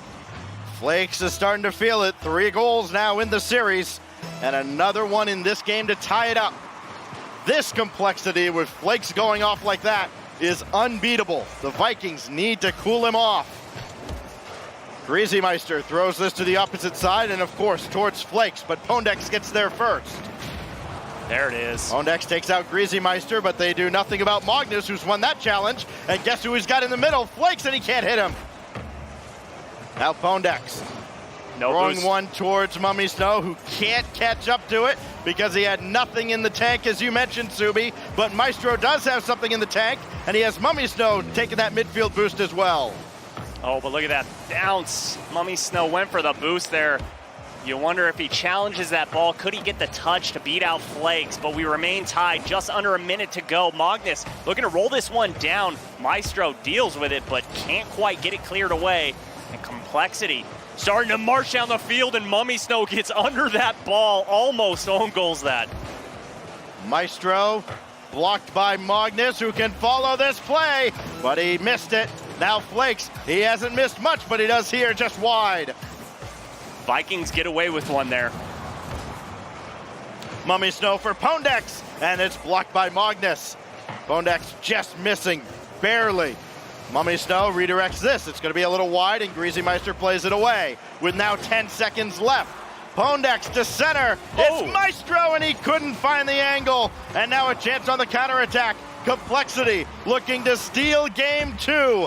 Flakes at the buzzer puts it to the ground. Both these teams fighting so hard, so much on the line, and this overtime is so crucial for Complexity. They do not want to go down 0-2 against the Vikings. This is blocked out by Mummy Snow. Pondex will take it. Indirect pass for himself, and now Maestro and company have to scramble back. It's Mummy Snow to play it, but he played it right to Maestro. That almost created a double commit. Instead, Magnus taken out of the play. Maestro against Flakes, and it's off the crossbar. Follow-up is saved by Greasy Meister. What a sequence for Complexity, but they're not out of it just yet. Another double commit in front. Maestro stuffed by Magnus, and now it's finally sent out to the midfield line, and some reprieve just for a moment for Complexity before they have to send another one away. Yeah, they can get a little gasp of fresh air, but they're not done yet. The Vikings continue to put shots on target, and Complexity is running low on boost. Flakes gets the flick over one, gets the flick over two, but the defender sends the ball all the way back down to the blue half. Magnus has given that one away to Mummy Snow, and Greasymeister there to stop the ensuing ball that came in. This will drop down, and Magnus makes the save. Boy, those are tough to read, but he did so perfectly. And now Pondex, he'll come in right at Magnus, hoping somebody will make a mistake. Nobody does. It's Flakes the other way. Someone has to challenge. Lack of communication almost cost them, but Pondex bails out his teammates. Oh, nice flick from Greasy. Now's the time to strike for Complexity. The Vikings playing extremely aggressive, starting to get a little bit of out of position on the defensive end. You see a slight double commit there. If Complexity can keep this ball in the orange half, it could be the game. Magnus keeps us in the zone. Flakes thought about coming up. Now he will after I think Magnus got a piece of Mummy Snow, but nobody's in front. And Pondex skies it away. That net's Greasymeister, does that he net's have open. this? Yes, he does. And the series is tied. And Complexity hold on in the offensive zone. The Vikings unable to clear this ball, and Greasy feathers the boost to put it right in the goal. 1-1 is the series. So much for both teams. Oh, that was incredible. We haven't really seen Greasymeister go off like that. He hasn't really had many highlight plays. That one, certainly one for the real. And now on the 12th shot of the series, after that lengthy overtime, you'd think they'd have more. They don't, but they have tied up this series. Whoo, baby. This is a match you want to end the day with. This is a match you want to decide for so many teams looking for top four. So many exciting plays. It looked like Complexity was done. The Vikings were so present in the offensive half, just putting tons of shots on target, bumps all over the place. And I said it, hey, if they can keep this ball in the zone, they're going to win. And they do exactly that. The Vikings, two men rotated out. One tried to challenge the ball, got a poor touch. Wide open net, and Greasy, just a monster at Rocket League. He's able to come out with those very beautiful plays. We knew these two teams would be right near each other at the end of the season. We didn't think one would be 4-3, one would be 3-4, but that's what we're looking at. We've been treated to two outstanding games so far. Yeah, we have. So game 3 can only build upon that. I sure hope so. A tough act to follow, right? 22 shots for the Vikings in this series, only 12 for Complexity. 6 in game 1, 6 in game 2, including that game winner right there from Greasy. Yeah, and it's just Complexity relying on their defense, just trying to hold down that back line. And when you have a player like Flakes who does so much for you, he's great on defense, great on offense, you can't do wrong. It is game number 3 to break this 1-1 tie. And a lot of teams sweating this one out. Method sweating out whether or not they'll get into the top 4. ARG hoping the Vikings come through for a chance at the bricks in the promotion tournament. Popped up to the back wall by Pondex. He could not read that, though. It came off at a bit of a low angle, and it goes right by him. And now the Complexity squad are back on the offensive end. So if you had to bet, Stacks, you saying this is going to be high scoring or low scoring? Oh, high scoring. Neither team's really stopped the other for the most part. Greasymeister almost converted. Had the same problem that Pondex had, though. The ball angling down, and he couldn't read it. Yeah, it's very hard to read that back curve of the ceiling, and a good pop-up for Flakes. Flakes goes up looking for a double tap. Pondex reads it beautifully, though, and sends this ball back towards midfield. Flakes takes out Mummy Snow, so that means Maestro has to get there, and he barely does before Magnus takes him out of the play. Saw a lot of demos from the Vikings in game 1, and now Complexity in the last couple of games here started to return the favor. Flakes actually got bumped on that play, but he was bumped into position to stop that ball from Maestro. And Mummy Snow will just guide this off to the corner, but it's trouble. All 3 orange cars right there jumbled up in the corner. Someone has to go. It's finally Maestro, and he challenges Flakes pretty efficiently there. Yeah, and the bump didn't come out from Greasymeister. And speaking of bumps, I think that's how you're going to have to deal with Flakes. Try and get inside his head, purposely look for him on the field and delete him. Get inside. Oh, the pass up, but Greasy couldn't get up in time. I'm loving the heads-up play we're seeing from Magnus in this series. That's a great play by Maestro to find Mummy Snow. A good, strong pass. Mummy Snow just missing the angle to bomb it downfield. This will drop down though, Oh! and Mummy Snow there on the doorstep. Oh! Maestro was expecting a clear that never came, so his shot is high, and the follow-up from Magnus rolls into an empty net. And there it is. Magnus sees the defender has no boost. Mummy Snow gets the touch and accidentally rolls into it to push it downfield. All Magnus has to do is put it between the dotted lines, and Complexity has the lead early in game one. Really feels like a 2-goal swing there. The Vikings should have had a goal denied on the goal line if Maestro is able to react just a half second sooner. Flakes got the flip reset, but Maestro up to the challenge. And it'll be Mummy Snow to send this out of harm's way for the moment.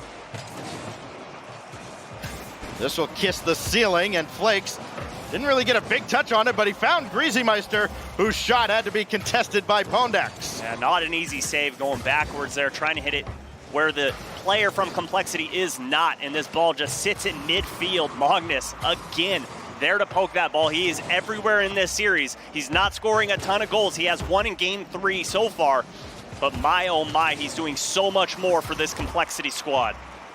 Magnus just banking another one in, and he'll have to win the race to the midfield line. He does to get the boost from Mummy Snow, and I think he got a piece of him as well. Mummy Snow can't recover and get a centering pass off, so here comes Flakes. Oh. He'll go right by one, but he's just stuffed slam ball style by the best defender in the league in Maestro. Holy cow, I do not want to see Flakes. If you're in a 1v1 scenario, you just know that he's trying to make you look silly.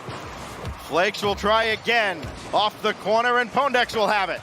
Magnus at Maestro, who makes another stop. Banked out again. Greasy Meister has Flakes there too. Greasy scores another. And great communication from Greasy here. He sees Flakes up on that back wall, knows that he has the read, says, don't touch it, I've got this, and puts it right on target. 2-0 lead in favor of Complexity. Top right corner for the game winner in overtime last game, and one big time goal here to extend the lead. Kickoff goal. Now Maestro recovers. Now Magnus looking for a teammate, instead finding Maestro. Worst case scenario, Pondex has Maestro downfield, but also Flakes there to make the stop. Pondex will try again, looking for Mummy Snow. He found him, but the shot saved by Greasy. Double commit will be saved by Flakes as the ball was halfway across, and it looked like Complexity were going to steal another goal, but they're going to have to work for this one. Oh my goodness, that ball was blinking. It was so far in net. Vikings can't do anything. They can't even will it into the back of the net, and here comes Flakes. Gets it past the defender, gets it on target, and puts another one on the board for Complexity. Flakes now has 4 goals in this series. He has woken up since game number 1. And a 3-goal lead now for Complexity. They look to be on form, looking to be 1 win away from the promotion tournament after what has certainly been a roller coaster of a season. Maestro, he's determined to play spoiler. So too is Pondex, but he's got to keep Flakes off of this ball. Easier said than done, as Flakes really has felt like a hot knife through butter, going through the defense of the Vikings. And Magnus' shot is going to be blocked by Pondex, but they don't need any more to go in. They just need time off the clock, and that's what's happening right now. 20 seconds remain with a 3-goal lead. It is Maestro playing another one through that Flakes will stop.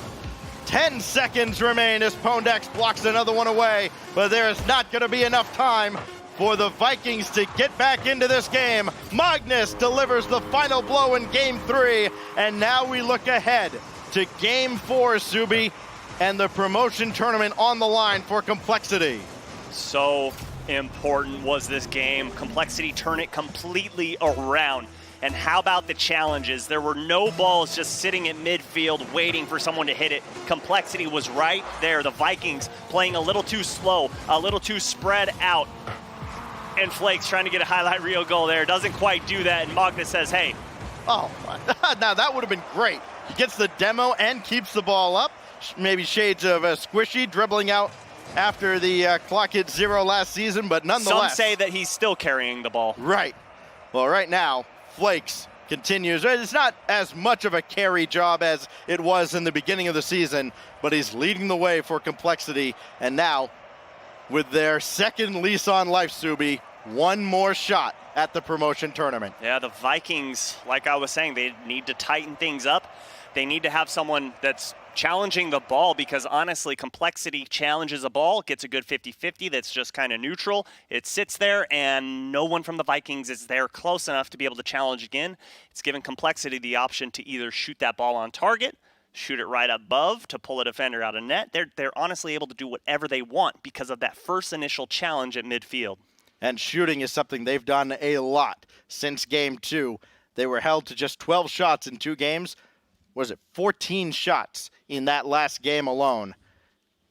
That is quite the offensive explosion from Complexity, as they can really sense now they are closing in on the ultimate goal here out of the rival series. Yeah, and how about Flakes? If he can do this, if Complexity can win this, my goodness, you're just going to call him the carry of this team. They couldn't have done it without him.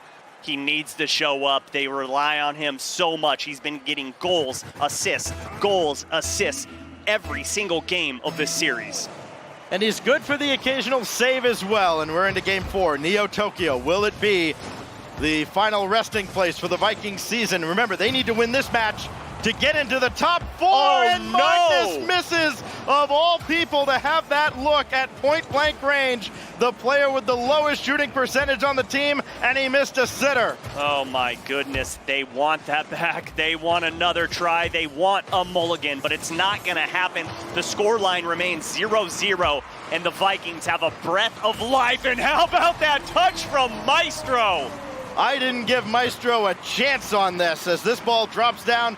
Perfectly placed from Pondex. Even better going against his momentum. Maestro able to find the upper 90 and a 1-0 lead for the Vikings. And when you're a defender, when you see a player coming in looking for those cross-body shots, you're not expecting a lot of power, and Maestro brought it. But here comes Flake, so dangerous in the air. And a double commit, gonna leave it open for Magnus. And again, doesn't get a hard shot. Pondex turns it away, and the Vikings hold on to this lead. And unfortunately, that follow-up attempt counts as a shot too, as the ball pinballed around. Happens to bounce off of Magnus just high. Now out of the corner, it's sent downfield by Pondex. Greasymeister has to collect. And the big dunk by Maestro. That will find Magnus. That will find Greasymeister. And it will fall to Pondex, who will find Maestro as these teams just sprint up and down the field. Pondex leaves one for Mummy Snow. Clever play has set up an opportunity that Flakes has contended with, and Magnus gets there to clean it up. Oh, that ball just spending so much time in the blue box, but the Vikings unable to score, but they're not done. Here comes Pondex trying to get it on target, but Magnus sends it aside, looking to go downfield for a cherry pick, and gets himself out of position. And the shot from Mummy Snow again, ringing off the crossbar. Pondex coming in as well. Complexity just cannot get out of their own zone for any appreciable amount of time. Finally, they might. Maestro has that ball go off his back. Somebody's got to take the ball, and Flakes is sitting there waiting for someone to take over. He was watching them dance. It was beautiful.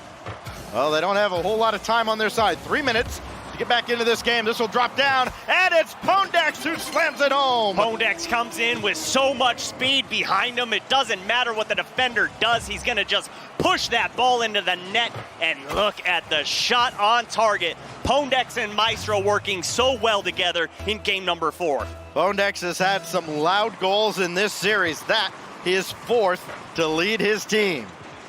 In fact, it leads all scorers, tied with Flakes in the series. Here is Flakes, the man of the hour, looking to get a piece of Maestro. He could not. Greasy and Magnus both go for this ball, and neither really got a good piece of it. Here comes Pondex on the counterattack.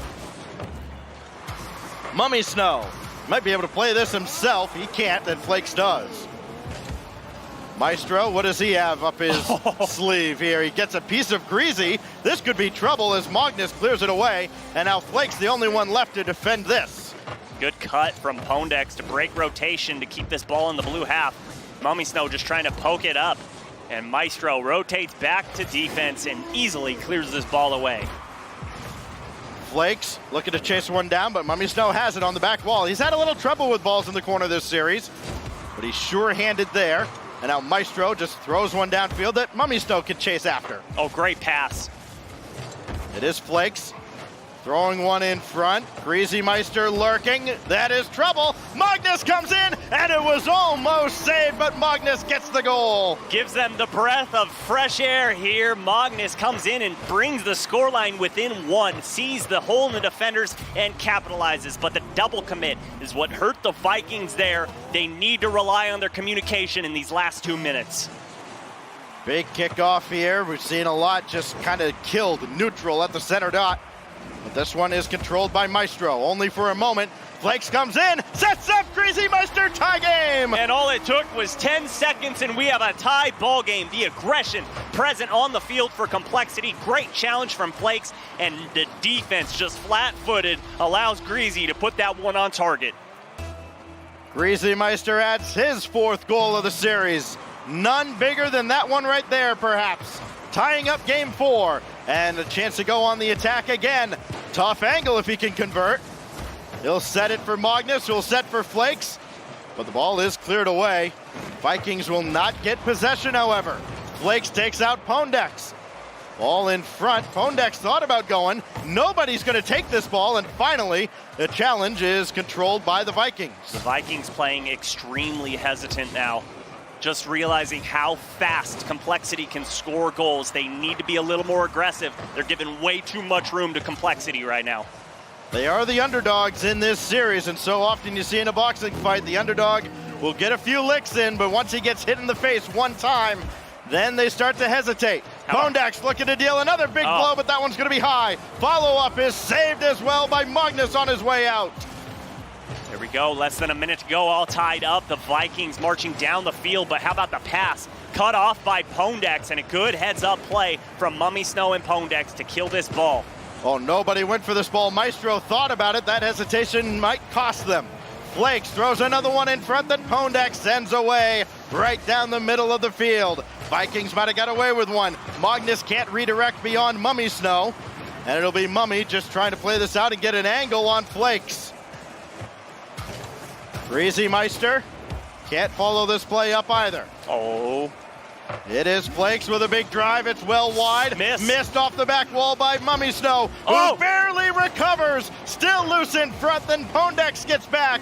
With no time on the clock, we go to OT again. Whoo, you better thank their lucky stars on that one. They got out clean into this overtime.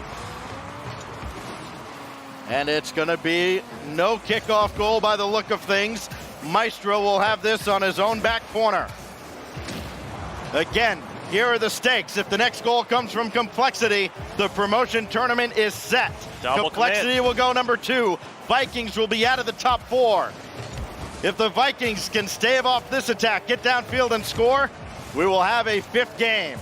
Mummy Snow dealing with Flakes. Greasy Meister for Magnus, and it's blocked in part by Pondex. Still loose in front. Magnus got a piece. Pondex has to get there, and he barely does. Oh my gosh. Oh my gosh, Complexity almost had it right there.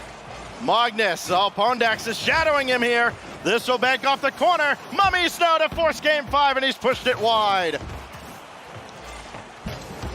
Magnus, big clear downfield. Flakes on his horse going to chase it down.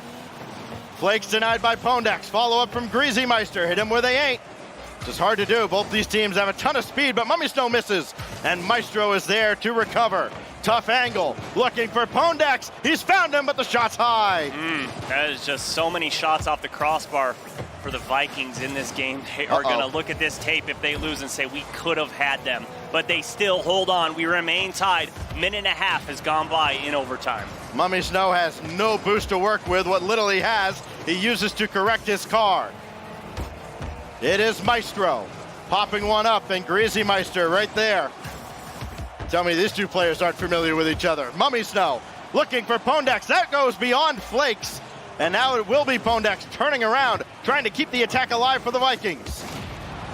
That works well in the favor of the Vikings if there was a challenge on this ball, but you're going to allow Flakes, one of the best 1v1 players in the rival series, to get that ball out and give some breathing space to Complexity. Challenged, won by nobody. That shot's going to drift wide, and Mummy Snow will have it. Mummy Snow challenged by Magnus. Here's Greasy Meister for the promotion tournament. Greasy Meister says, bring on the bricks. And Complexity punched their ticket to the promotion tournament, but look at Magnus. Says, defender, no defender now. Opens the net up for Greasy, and the seasoned veteran takes it in overtime. A new logo and a new lease on life for Complexity. They look to be completely out of it after week 3, and they stay alive and do everything they can to punch their ticket, and a shot at the RLCS is still in the offer for Complexity. That game, Wow. that game raised my blood pressure. I have to slump over after that. I am worn out. There was just so many opportunities for the Vikings to take that. They missed a lot of shots in overtime, off the crossbar, off the post, but it is Complexity with the heads-up play. That bump from Magnus was beautiful, and Greasy Meister, the Season 2 RLCS champion, takes his team back to the promotion tournament. And I'm sure you have opinions and insights you'd like to share, but I'd like to get the opinion of somebody who was actually right. So, Lauren, hello, welcome back. Thank you very much, Stacks. It is hard to ask for a better experience than what we just witnessed. That is competitive Rocket League at its finest. Both teams, everything on the line. They're playing their hearts out. It was very back and forth, but it seemed like anytime there was a stalemate, Greasy Meister is just flying over everyone, and he makes things happen. Going into game number 2, in that overtime, I was in the back with the guys. I was like, whoever wins game number 2 overtime, the way it was just going pitched back and forth, they're probably going to get the series. Complexity, they come away with it. Vikings, they took it to them every turn. They were so aggressive. Demos, left, right, and center. But just at the end of the day, Complexity Gaming, they're going to be your second-place team. Yeah, just Complexity gaming way too hungry in this matchup. The Vikings could do nothing to slow them down. Just too many mistakes come out, but Complexity, they really turned their season completely around. When they opened up, they were hot with flakes, and then it just kind of doled out throughout the midseason and then show up last week. And another team that turned their season around, Method. As a result of all this, they get into the top 4, a team that we probably wrote off. I think a lot of us wrote them off after they had a very disappointing season, I think, by their standards. They come out, they get a big sweep in the second match of the day, and they are your 4th-place team. You see the standings there, and look at how close it was coming down the stretch. Absolute insanity, especially if you've been paying attention to the rival series since its inception. You have never seen this before. It was so close it came down to games won against each other. You got to go back and think about all those game 5s that teams played, how it plagued them in the last week. It's actually mind-blowing to consider. We went into today, Cinnamon had a very realistic shot of getting second place. And at the end of the day, they are actually 8th. If there's anything that says Europe is a highly competitive region, it's that. You have everything on the line. You can get second. You come in 8th? Wow. Going into the play-ins, it's going to be devastating because it's a shark's pool. Because there are a bunch of teams that didn't make it into Europe that very much could have. They have every right to be like, we can play at that level. So for teams like Vikings, who were potentially getting into the top 4, to have to go into the play-ins again, it is not a guarantee that those teams are going to make it back. What an incredible way to round out Europe, though. Let's take a look at the North America schedule. We have more action later on today. It's going to be tough to top after what we've just seen. Yeah, but you there's ain't still kidding. a lot on the line for these teams. Yeah, you look at top 4 alive for a lot of teams, including Plot Twist, including Afterthought of all teams, still having a chance to get into the top 4, but all eyes are really going to be on RBG Esports. All you got to do is win twice, right? But you got to go through the best team in the league to get there. Yeah, the top 2 spots are already locked in for North America. Birds and the Bees have number 1. The Peeps have number 2. But it is a toss-up in the air for 3 and 4. So you're going to want to tune in because, really, it could shake up just how Europe did. So much could happen in so little time. I fully expect it to come down to the final match of the day, just like it did for Europe. I for that 4th certainly spot. hope so. Europe, the story is now told. We have our top 2 teams. Congratulations to them. More action later on. This has been the latest season of European Rival Series. Come back later on, 3 p.m. Pacific. There's a lot on the line for North America. We'll see you then.